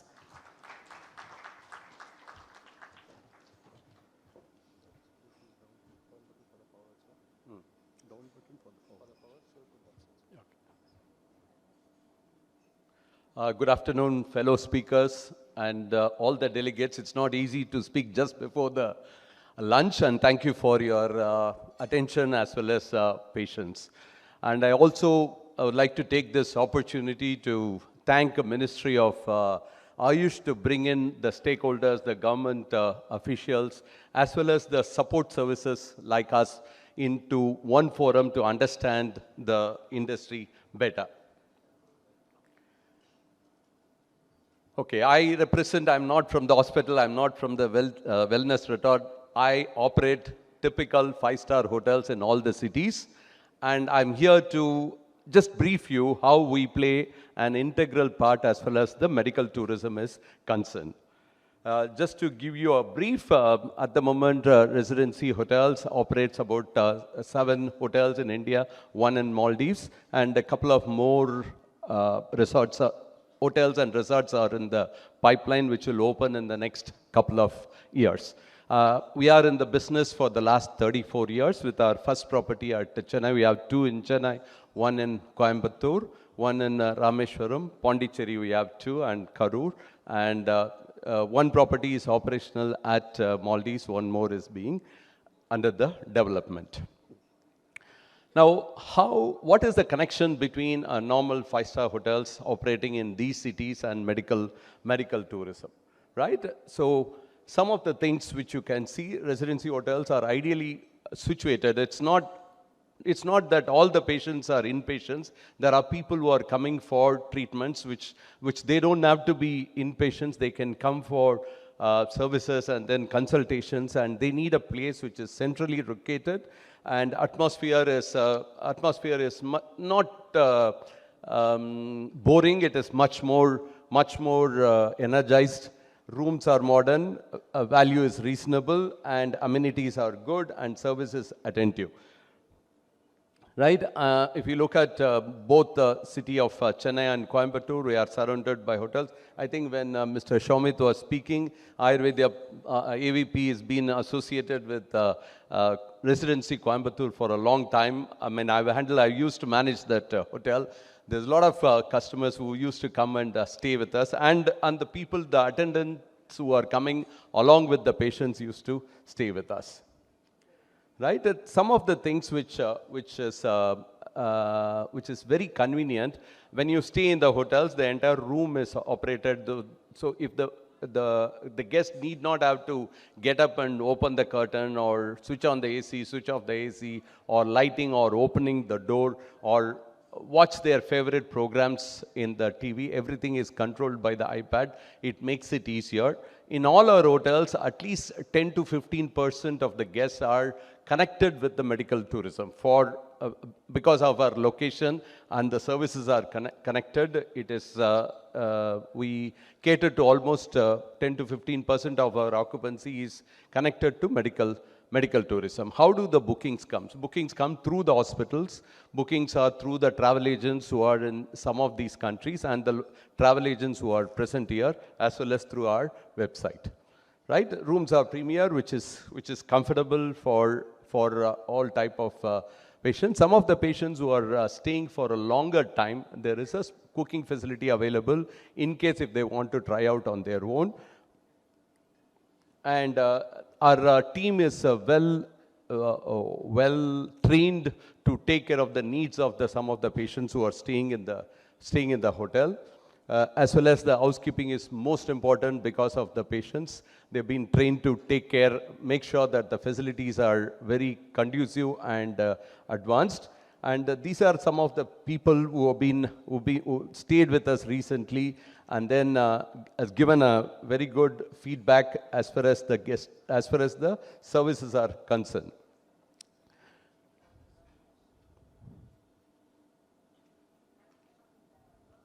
These are some of the menu items which are available for the guests who are staying in the hotel, right?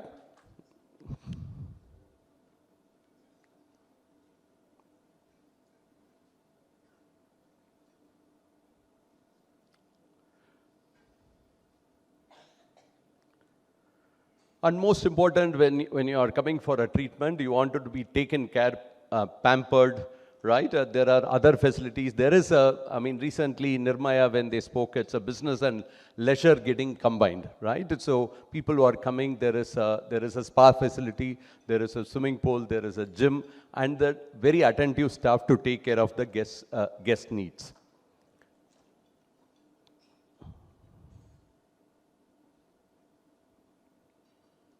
Apart from that, all our hotels are combined with, situated in a place like Chennai, Kavalishwara Temple or Ramakrishna Mutt and churches.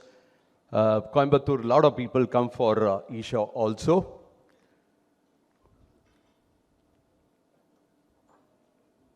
Surely in the days to come, apart from the medical hospitals, alternative medicine, hospitals, practitioners, and wellness resorts, support services like hotels also will play a major role as far as medical tourism is concerned.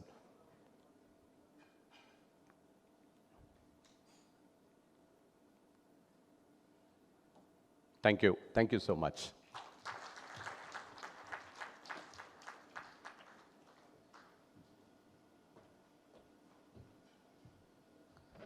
All right, ladies and gentlemen, once again, a huge round of applause. Thank you, sir, for the wonderful presentation, absolutely insightful. Thank you to all our industry leaders for sharing their perspectives, achievements, and aspirations. Their work plays a vital role in making India the global epicenter of holistic health and wellness. Ladies and gentlemen, this brings us to the conclusion of the Ayush Medical Value Travel Summit. On behalf of the Ministry of Ayush, I would like to extend my deepest gratitude to all our distinguished guest speakers, participants, state and industry representatives, and our partners for making today's deliberations meaningful and impactful.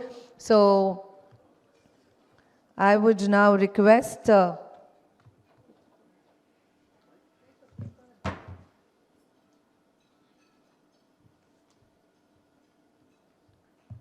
felicitate our speakers, our esteemed dignitaries on dais. I would request Dr. Srinivas Rao Chenta, Joint Advisor, Ministry of Ayush, Government of India, to kindly join us and felicitate our esteemed dignitaries on dais, our speakers, with a small token of love and gratitude with a plant, ladies and gentlemen, first and foremost.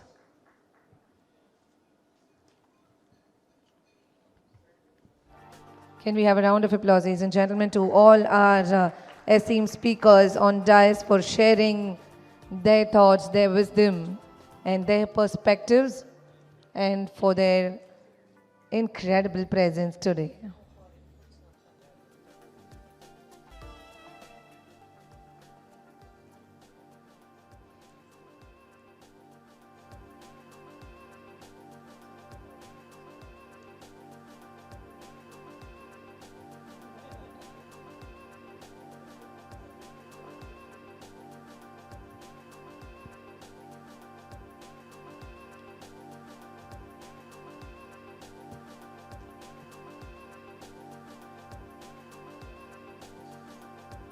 All right, once again, ladies and gentlemen, a heartfelt thank you to all our participants, especially our host state, Tamil Nadu. Can we have a round of applause, ladies and gentlemen, where we are to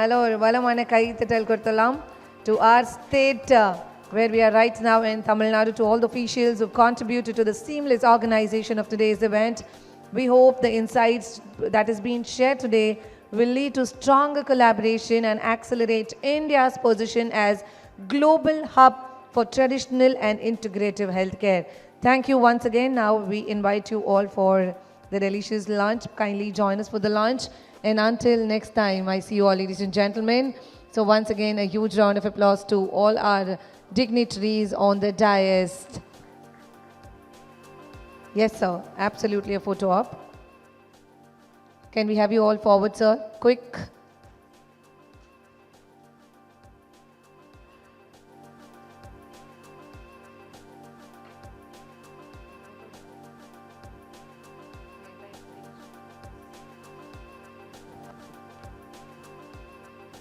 All right, ladies and gentlemen, once again, a huge round of applause.